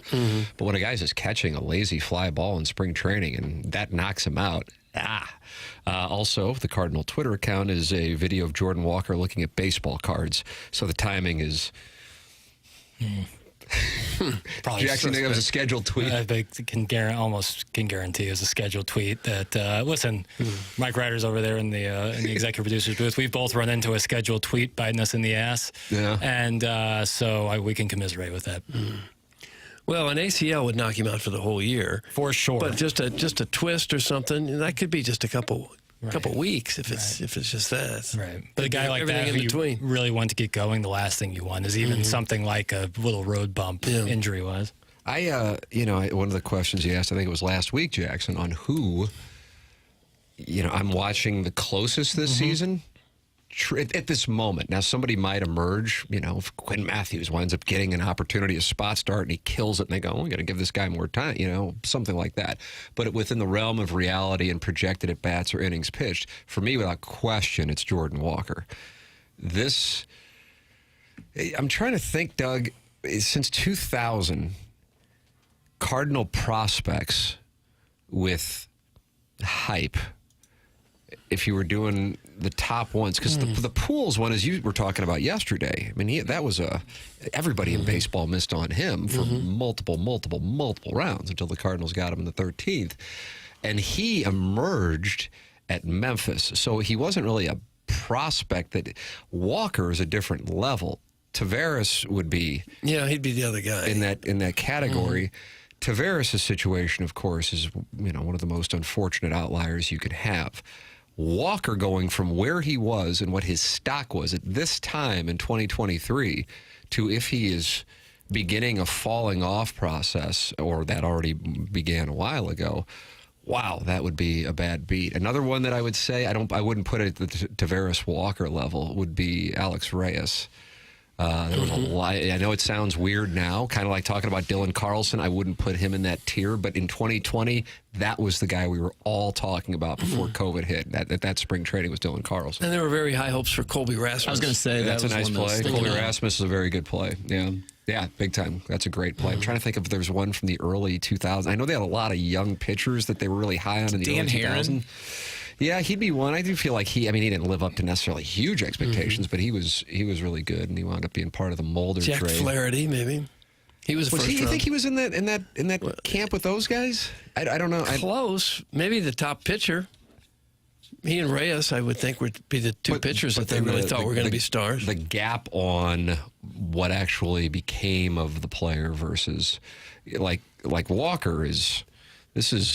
And that's why I'm so if Nolan Gorman winds up being, for lack of a better term, a bust who just can't, which is weird to say for a guy with 30 home runs, but I wouldn't be shocked and I wouldn't go, what are they going to do? I think they're even at a point now where they might be going, God, it might be a good thing that we weren't able to find somebody to take Arenado, because this is a situation. It's one thing to be bad. It's another thing to not be able to make contact. That wouldn't blow me away. But if Jordan Walker goes from a guy who I thought really could have been the face of the franchise for the second half of this decade, with both his play, his personality, his intelligence. He's got great charisma as well. I think he's kind of shied away from that now with the struggles he's had.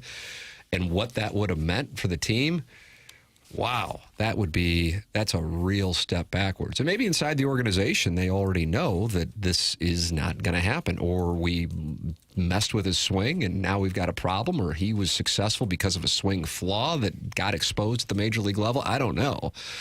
But that's the one that even if the team is, flopping around with something in the, 75 win range and he's hitting well, that would give me a little spark as a Cardinal fan and observer of a guy who's still a super young player. Yeah, Gorman, you mentioned him. He's 24 now. It's time to get going. But because the home run is valued so much, he'll probably get 10 years in the major leagues, even if he does hit 190. Yeah, if you on can the Dave Kingman plan? Yeah, if you can hit 30. It was Joey Gallo was a guy like that, struck out 3 out of 4 times he came to the plate, but that other time he might hit the ball out of the park. Teams like guys like that. Well, they like the home runs anyway. J.D. Drew is getting a lot of texts. This is the first time I'm glancing at the text inbox. You can text in 314-399-9646. I get it. I would, and I said since 2000, but, that's, I suppose, semantics. He got here in 1998. I think his debut game was the night McGuire hit 62. I think so. And he had a pretty good career. And that's what I was about to say. He had a good career. I think the core issue for J.D. Drew, I was just reading about this within the last couple of weeks. Guy didn't love baseball, Well, that's a problem. He was very good at it, but he didn't love it. If you have those raw abilities and then you have that intangible, which usually makes for a relatively unhappy life because you're not necessarily ever happy / satisfied with what you've accomplished, then you're not necessarily going to max out those tools. Whether you want to talk about Tiger Woods, Michael Jordan, guys that you look at as the all-timers, they also oftentimes, Kobe Bryant, they just are consumed by wanting to win and be the best, and therefore every waking moment is geared toward that. J.D. Drew certainly didn't fall into that category. When the Cardinals lost to the Giants in 2002 in the NLCS, I went down to the clubhouse. They lost in San Francisco. They were back in St. Louis the next day cleaning out their lockers, and being around the same age as guys on the team had developed a rapport with them. And I'm in there and was down there a good amount throughout that course of the season. And they really wanted to win that World Series. Of course, you want to win a World Series once you're in the Final Four. But because Darryl Kyle had died, because Jack Buck had died, that team felt like they were a team of destiny. And if they could get it back to St. Louis, they were going to win the series. And Kenny Lofton walks it off for the Giants. And they were all bitching about J.D. Drew's approach coming in on that ball, and then what they thought was a word that I cannot use on the air, but it's a 5-letter word. It's for cat. It's for kitten.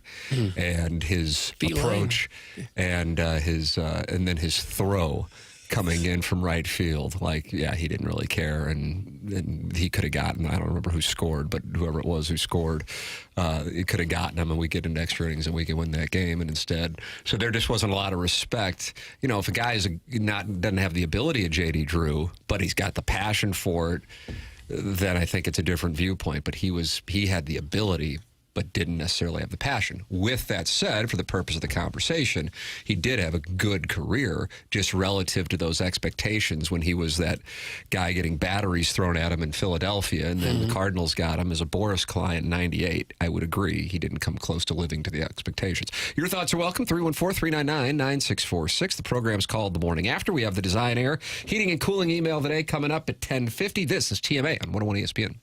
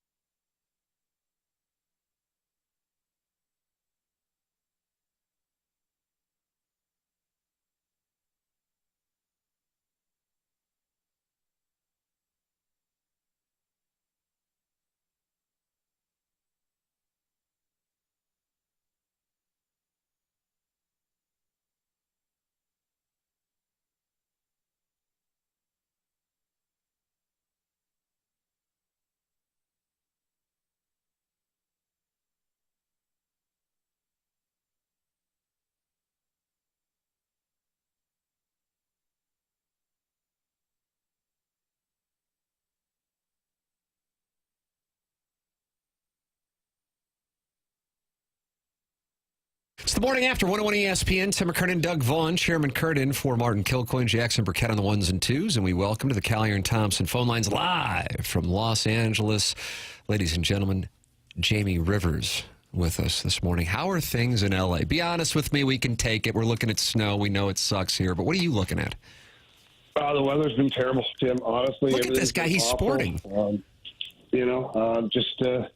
It's been very disappointing so far in LA. See, dude? Yeah. See, How he's horrible sporting is it? because deep down we both know it's like 75 degrees and sunny. Probably. But he relates to the audience, whereas I would go, yeah, it's great. It's 80 degrees and I'm on a yacht right now. Yeah, don't you wish you were me? Yeah, exactly. That's Jamie. He's a man of the people. Jackson, you could learn a little something from this guy. Okay, I'm taking notes, Jamie.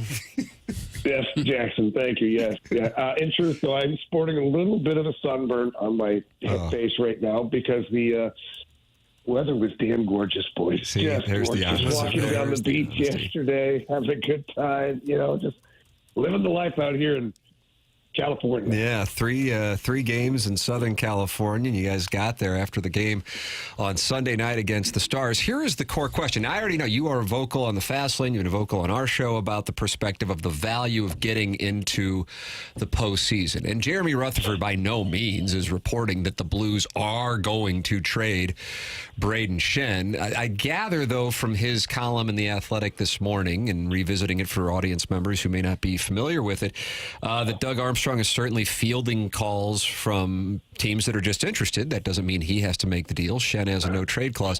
But then he kind of gets into the tough spot that Armstrong would be in because you'd be pulling the rug out from a group of guys who are 7-1-1 in their last series of games, got on the heater after the Four Nations. But then at the same time, it's still going to be difficult to get one of those spots. So how do you analyze the spot that Doug Armstrong is in here 48 hours before the deadline, Jamie? Yeah, he's in a tough one, that's for sure, because this team has shown him in recent play that they're pushing. They want to play. They want to make a playoff push. They like being the team that they are. They're playing for each other, all that stuff. But then he's got the business side of it too, where he's got to look beyond this playoff push. And what if this playoff push ends up falling short again, and he's done nothing to improve this team? Then what does it look like for next year and years beyond, for that matter? So he's got a tough gig right now. I just don't know. All the rumors surrounding Braden Schenn. The deal for me, if I'm Doug Armstrong, it would have to be something incredible to change the complete mix of this team, the culture of this team moving forward, the leadership moving forward. I mean, it's not just a player that you're removing. It's not a center iceman that you're removing. You're removing your captain. I mean, he is what you are building your team around. He's what your identity is. Jim Montgomery, the very first day comes on as the head coach of the Blues. What does he say? We're going to be a blue-collar team because St. Louis is a blue-collar town. And look at what you have. You have a blue-collar captain. You remove him, and all of a sudden, everything changes. It doesn't mean it changes for the worse. I'm not saying that things go terrible. Like maybe you get a great trade and, we look back and go, oh, man, glad we did that.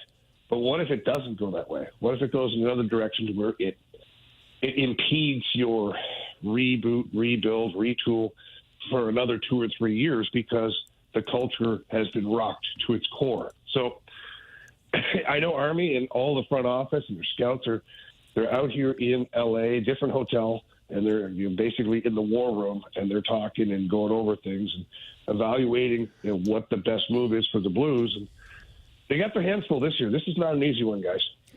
Do you think this game tonight will have a significant impact on what Armstrong does? If you win, you're only a point back from the playoffs, and if you lose, you could find yourself 5 or 6 points back pretty quick. Yeah, I don't think Army operates that way. Honestly, Doug, I don't think he looks at it from if we win this game, well, I'm a buyer. If we lose this game, I'm a seller. I don't think you can be that erratic if you're running a sports team. I think you have to look at it big picture. I think you also have to look at the Blues have one of the easiest schedules following the trade deadline in all of the NHL. And, if you dismantle your team, and then you're almost tapping out at that point, right? So I think that if Army's evaluating everything together, I look at it and go, okay, tonight's game, it would be great to win and be 1 point back. Would be. But let's look a week from now, 10 days from now, 14 days from now with the schedule. What if tonight's a loss and you panic and then you make a bunch of moves at the deadline and then you give up on maybe your playoff hopes because everything could be easier a week from now and you might rattle off 4 more wins down the road and now you're right back in the picture. I don't know. I just don't think tonight is a game where Army's like, well, it's all or nothing. If they win, I'll buy. If they lose, I'm selling. Jamie Rivers with us live from Los Angeles. Blues with 3 games in L.A., playing Anaheim in between, taking on the Kings. And it gets underway tonight with the pregame here on 101 ESPN at 8:30, puck drop at 9:30. Final line of thought for you, Jamie. And I was wondering about this about an hour or two ago on the show. If the Blues had more of a middle-of-the-road goaltender in Jordan Binnington, as opposed to Jordan Binnington, I should say, does that play a role in a mindset for a general manager? In other words, we've already seen what he did in 2019. We saw what he was in the process of doing in 2022, first after he didn't get the start against the Wild, and then getting in there and doing what he did against the Wild, and then what he was doing against the eventual Cup winners in Colorado. And then, of course, what we just saw in the Four Nations, that high ceiling, how he's a guy who can literally steal games for teams. Do you think that factors in, not just that they got him this year, but that eventually, here in the next few years, that window of having that capability in the postseason will be gone because inevitably his time will come up? Do you think that factors in for the Blues and Armstrong to have that kind of netminder? Oh, absolutely. Guys, think about it. If you had an average goalie with this team right now, you'd be like, okay, what can we really do? Yeah. Can we make a playoff push? Nah, I don't know, maybe. If our goalie gets hot, maybe. If we get in, what kind of damage can we do? Probably nothing much.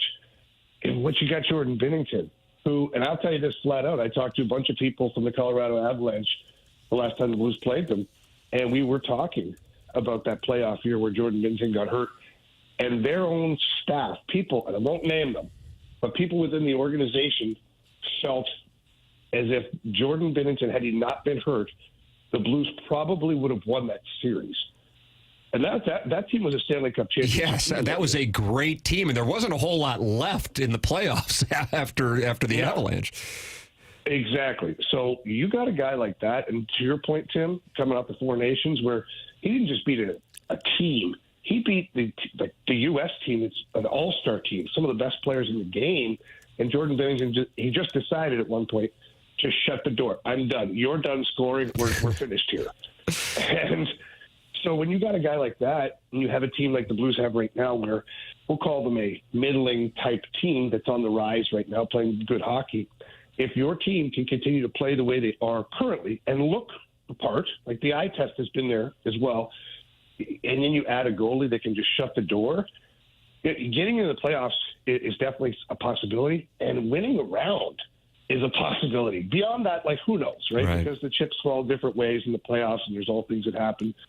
But it's certainly not out of the realm of possibility to not just get in the playoffs, but also win a round. And if that's the case, man, you've got to hang on to a guy like that, and you got to keep this team going in the right direction, in my opinion. Blues and Kings tonight, a critical 48 hours here for the organization. Intriguing to see how it plays out. Jamie Rivers in Los Angeles with the Blues and with us every Wednesday here on TMA. Jamie, appreciate the time, man. Thanks so much. Yeah, thanks, guys. I'm going to go back out here and battle a blizzard out here. See, there's a blizzard in Southern California, Doug. Okay. There he is. Good for him. He's honest with the audience about the weather situation out there, and you wouldn't want to trade spots and be on the beach in Southern California when you can be sitting here looking at my baby blues. And the snow and the wind and the cold. Yeah, but my baby blues. Oh, okay. I didn't notice. The morning after at InsideSTL.com is how you can email in for the Design Air Heating and Cooling email today. This is TMA 101 ESPN.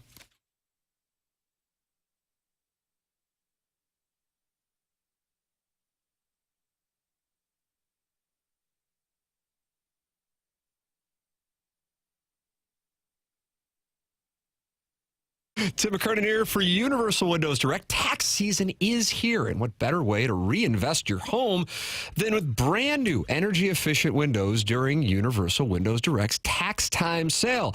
You can save big while making your home more comfortable and energy efficient. How about this deal that Universal Windows Direct is offering our audience? Buy 2 windows, get 2 free. And there's no limits. You need 4, you only pay for 2. You need 20, you only pay for 10. And here's something that'll make your wallet even happier. Pay no interest until 2030. But wait, there is more. This month only, Universal Windows Direct is giving you an extra $500 off your home improvement project. Yes, that's what's going on at Universal Windows Direct. Call 314-334-2522 or visit universalwindowsdirect.com to schedule your free in-home estimate today.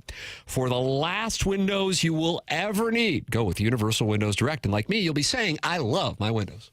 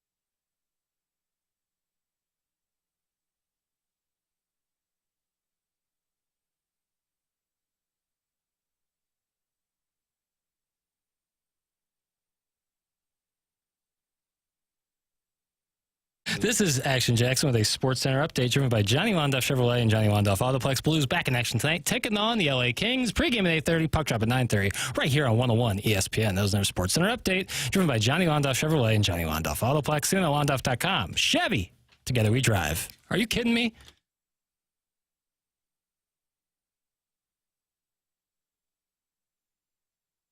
Yeah, we're coming in dry. My bad. Oh, my Dry. gosh. At 9:50, profanity got through, and at 10:37, we came in dry. It's going to leave a rash. God, boy. Oh, and on top of it, we're 13 minutes away from the Design Air Heating and Cooling email today, so the timing for you, Jackson, especially with an unhappy buck swope, not optimal. Not optimal. That Design Air Heating and Cooling email today is coming up in 13 minutes. BK and Ferrario coming up at 11 o'clock, the Fast Lane from 2 p.m. to 6 p.m. And then Blues and Kings, pregame 8:30, puck drop 9:30. And if you want to get up at 4:30 in the morning and watch it with me, we can do that, and we'll just do like a Zoom. You guys want to watch the game together. Does that sound good? Anybody interested? Well, I'll probably take a pass on that, but maybe some other time. Oh, nice. Yeah. It's not bad. We got the Anaheim option. All right. Got then another Kings option. Okay, before the boys come home, and then they fly to Pittsburgh. But they'll stay in St. Louis for a few nights. Right. Some home cooking. And do some home cooking. Exactly right. We'll have that Design Air Heating and Cooling email of the day coming up. The Blues and Kings tonight, 9:30. Puck drop pregame, 8:30 on 101 ESPN. The program's called The Morning After, and it's presented to you by Brown and Crouppen on 101 ESPN.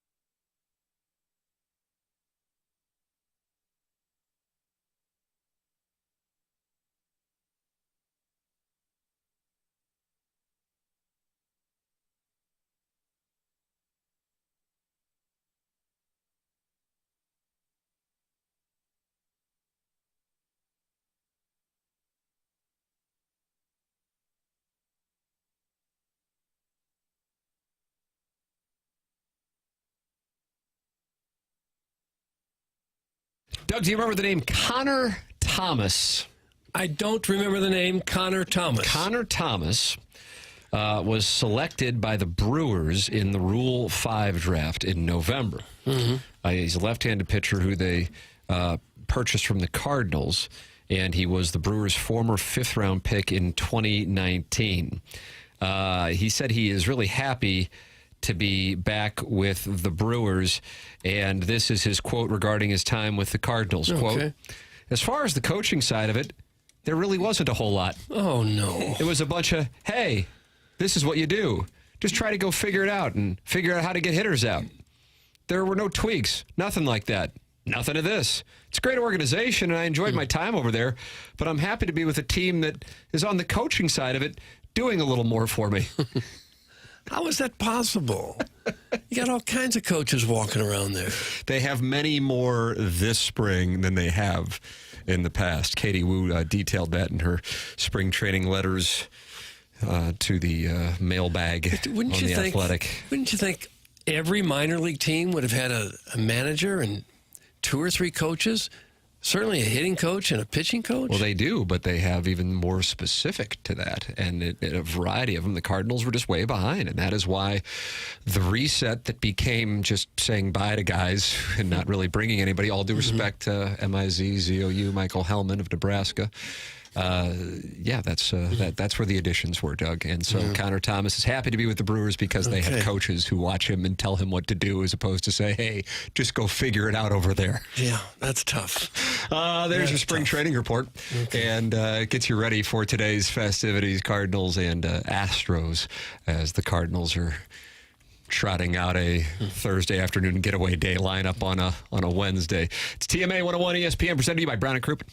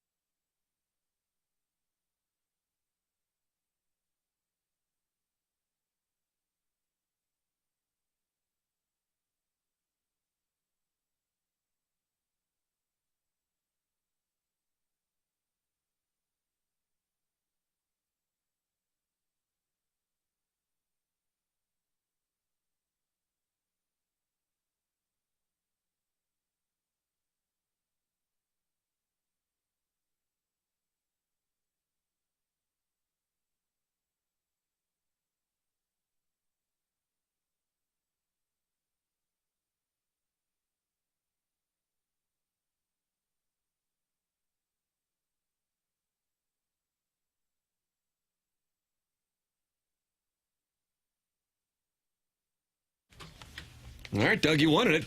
This is the one I really want. It is I want on-air it heating badly. and cooling email today. I can't wait for this one. Before we go to it, Callier Thompson's the sponsor of the phone lines here on TMA. And you're a fan. I'm a fan. And I'm a huge fan, and you will be too if you ever go to Callier & Thompson.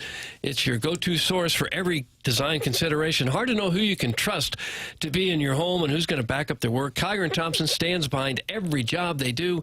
During the process, they are always available for you. The Callier & Thompson team cares about the work they produce. For them, it's more than just a job. They take pride in everything that they do. Callier & Thompson's core values summed up by simply doing the right thing. All their carpenters, subcontractors take care of a customer's home the same as if it was their own. They do terrific work at Callier & Thompson. Check out their showroom, more than 10,000 square feet there on Manchester and West County. You can get a good idea of what they can do to your home, and I guarantee you will love it. These people are the best. Callier & Thompson on Manchester and Baldwin, next to Uncle Bill's Pancake House. Come home to quality online at CallierandThompson.com. Design, air, heating, and cooling email of the day. Ow! Buck Swope's Retribution Day, Doug. Okay, we'll see what this is the vengeance. All right. Sadie Hawkins, Sadie Hawkins, Sadie Hawkins. I've had a couple emails read on air, and I haven't gotten a single vote. Somebody get me Tommy Madden and John Kiowski pronto. I won't take any responsibility for my poor emails. I need them to take care of this from the top. Swope is the kid in school who tells the teacher on a Friday afternoon that they forgot to assign homework. Always trying to be the teacher's pet while everybody in the background rolls their eyes. Swope needs to realize that if the greats never stopped writing in, he wouldn't even get a sniff. If Blueberry Pop didn't hang up in the keyboard, Swope would need to stand outside of Tim's house with a boombox over his head to get his attention. You want the fame? You want the glory? You want the money? You be better! Oh, that's from MD 2020, and he is passionate. MD 2020, Mad Dog 2020. Hello. Couple things. Oh, I'm sorry. Couple things. Kind of an Irish thing. Yeah, it wasn't bad. Earlier this morning, I texted in a cry for help, not to get the text read, but to get it answered by Chairman Kurt. That bulky queen never responded. I took one wrong turn out of Fresh Time Market and ended up in Afton, the rat tail of St. Louis. It took me an hour and a half to get home, Kurt. Make it up to me, big boy. Number two, while Buck Swope's text messages directly to the great Tim's phone about an email of the day competition is barmy. You ever heard that word? No, I have not. And an embarrassment. It is Buck Swope. You kind of just let the guy do whatever he wants, you know? Like if Michael Jordan wants to take a practice off, you just let it go. The poor Afton is just trying to restore order in the email of the day competition. Let him be. And number three, I got my brim rinsed by the bag boy at the club at Admiral's Cove last week. I was in Jupetown for an Andy Elliott monogramming conference.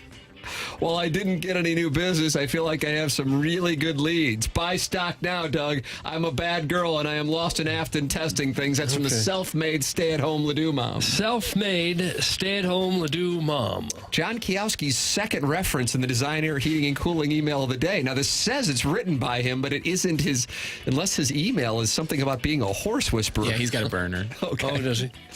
From the desk of John Kiowski, I would rather pay Iggy's rent on a fully furnished apartment for the next 20 years before I let this miscarriage of justice happen on my watch. On March 4th, the JV golf coach won the email of the day competition fair and square. As everyone knows, once the final votes are tallied, the competition is complete. We do not relitigate old contests after the fact. Hubbard Radio represents fairness and honesty. Swope's whole argument basically amounts to a disgruntled third grader on the playground yelling, no way. Guess what, Buck? Yes way. I'm the boss, and my word is final. Texting Tim is petty behavior. It is beneath the listener of the year to conduct himself in such a manner. You're pouting over $20, bro. Show some class. On my behalf, Governor Jay Nixon will be announcing his official decree that is he still the... He's not the governor. No. That each year, the first Tuesday in March shall henceforth be known as... And then it gets a little graphic. Oh, no. That's from somebody who calls himself a horse whisperer in his email. Horse Whisperer. Somebody dipped their whole muddy foot in my above-ground swimming pool, and then after their foot was cleaned in my crystal-clear chlorine-waiting waters, this mystery man stepped in a murky puddle and dipped his remuddied foot into my pristine pool yet again. At least I hope it was mud. If it turns out to be Festivus totem poles floating in my pool, I'm going to be angrier than Buck Swope after losing an email contest. I'm not surprised Jackson tried to unfairly overturn the results of yesterday's competition while no one was looking. After all, he's the same guy that makes sure all of his friends are nominated for Rookie of the Year 4 years in a row.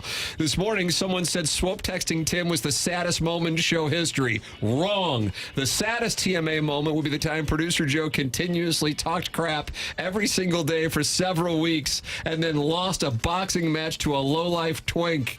A close runner-up for saddest moment would be the time all these obese poor stole pizza from a TMA golf tournament. The weather turned bad, but instead of making it home safely before a tornado hit, their first thought was, I better swipe $16 worth of unguarded food so I can stuff my oversized gullet on the ride home. Now that's sad. That's from the JV golf coach. JV makes some good points, golf too. coach makes some good points, And too. finally, ours is the type of presentation where a local plumber feels free to drop in at any time and provide snowstorm traffic updates as he broadcasts his car crash live on the air. Texters getting triggered by members of this presentation calling it Twitter instead of X is low-key one of my favorite running bits on this show. My Mount Rushmore of TMA callers would be Rudy, R.I.P., Tucker/Bruce, Chairman Steve, and caller Adam. Pestis is way down on the list, below Rich from Maryland Heights and Spready, the geriatric strip club aficionado who regularly solicited members of this presentation to participate in Gay for Pay.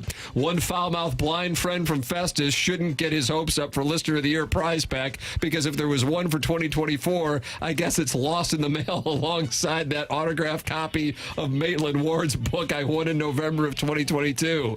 Now, with regards to yesterday's email of the day, as I've said before, I didn't get into this game to win prizes or cash, and it's a privilege to have my emails read. I have no problem with Libby Jack voting for Don't Think Just Stink or Doug for voting JV golf coach. I was briefly perturbed that on the 2 days that Tim offered a cash prize for the winner, one day my email was not read due to Mike Marzi and clock management, and the other day I had to listen to Tim declare my email was the best and then vote for JV golf coach because the guy who's been doing this segment for 20 years who can't figure out the tiebreaker protocol when the part-time board op is in his real job. I've been over it for 24 hours. Maybe Big Tough should get over it too. That's from Buck Swope. And Doug gets way out the design air. Okay. What you got? Well, I didn't like the fact that he called Chairman Kurt a bulky queen, but I'm still going to vote for the self-made stay-at-home Ledoux mom. Yeah, sure, Ledoux mom. There it is. She has won the design air heating and cooling email today. We got to go to a break.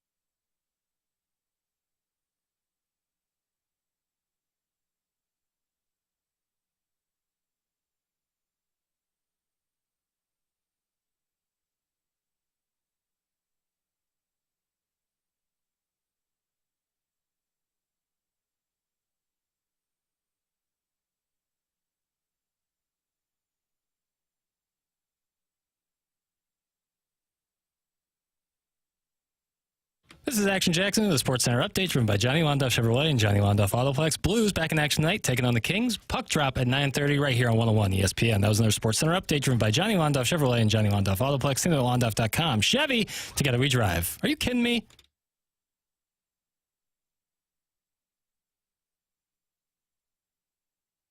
Time for us to shut it down. BK and Ferrario are coming up next. For Jackson, Bennett Burkett, Chairman Kurt, Martin Kilcoyne, my brother Kevin, Doug the Sullivan, Vaughn. I'm Tim McKernan. This has been TMA on 101 ESPN.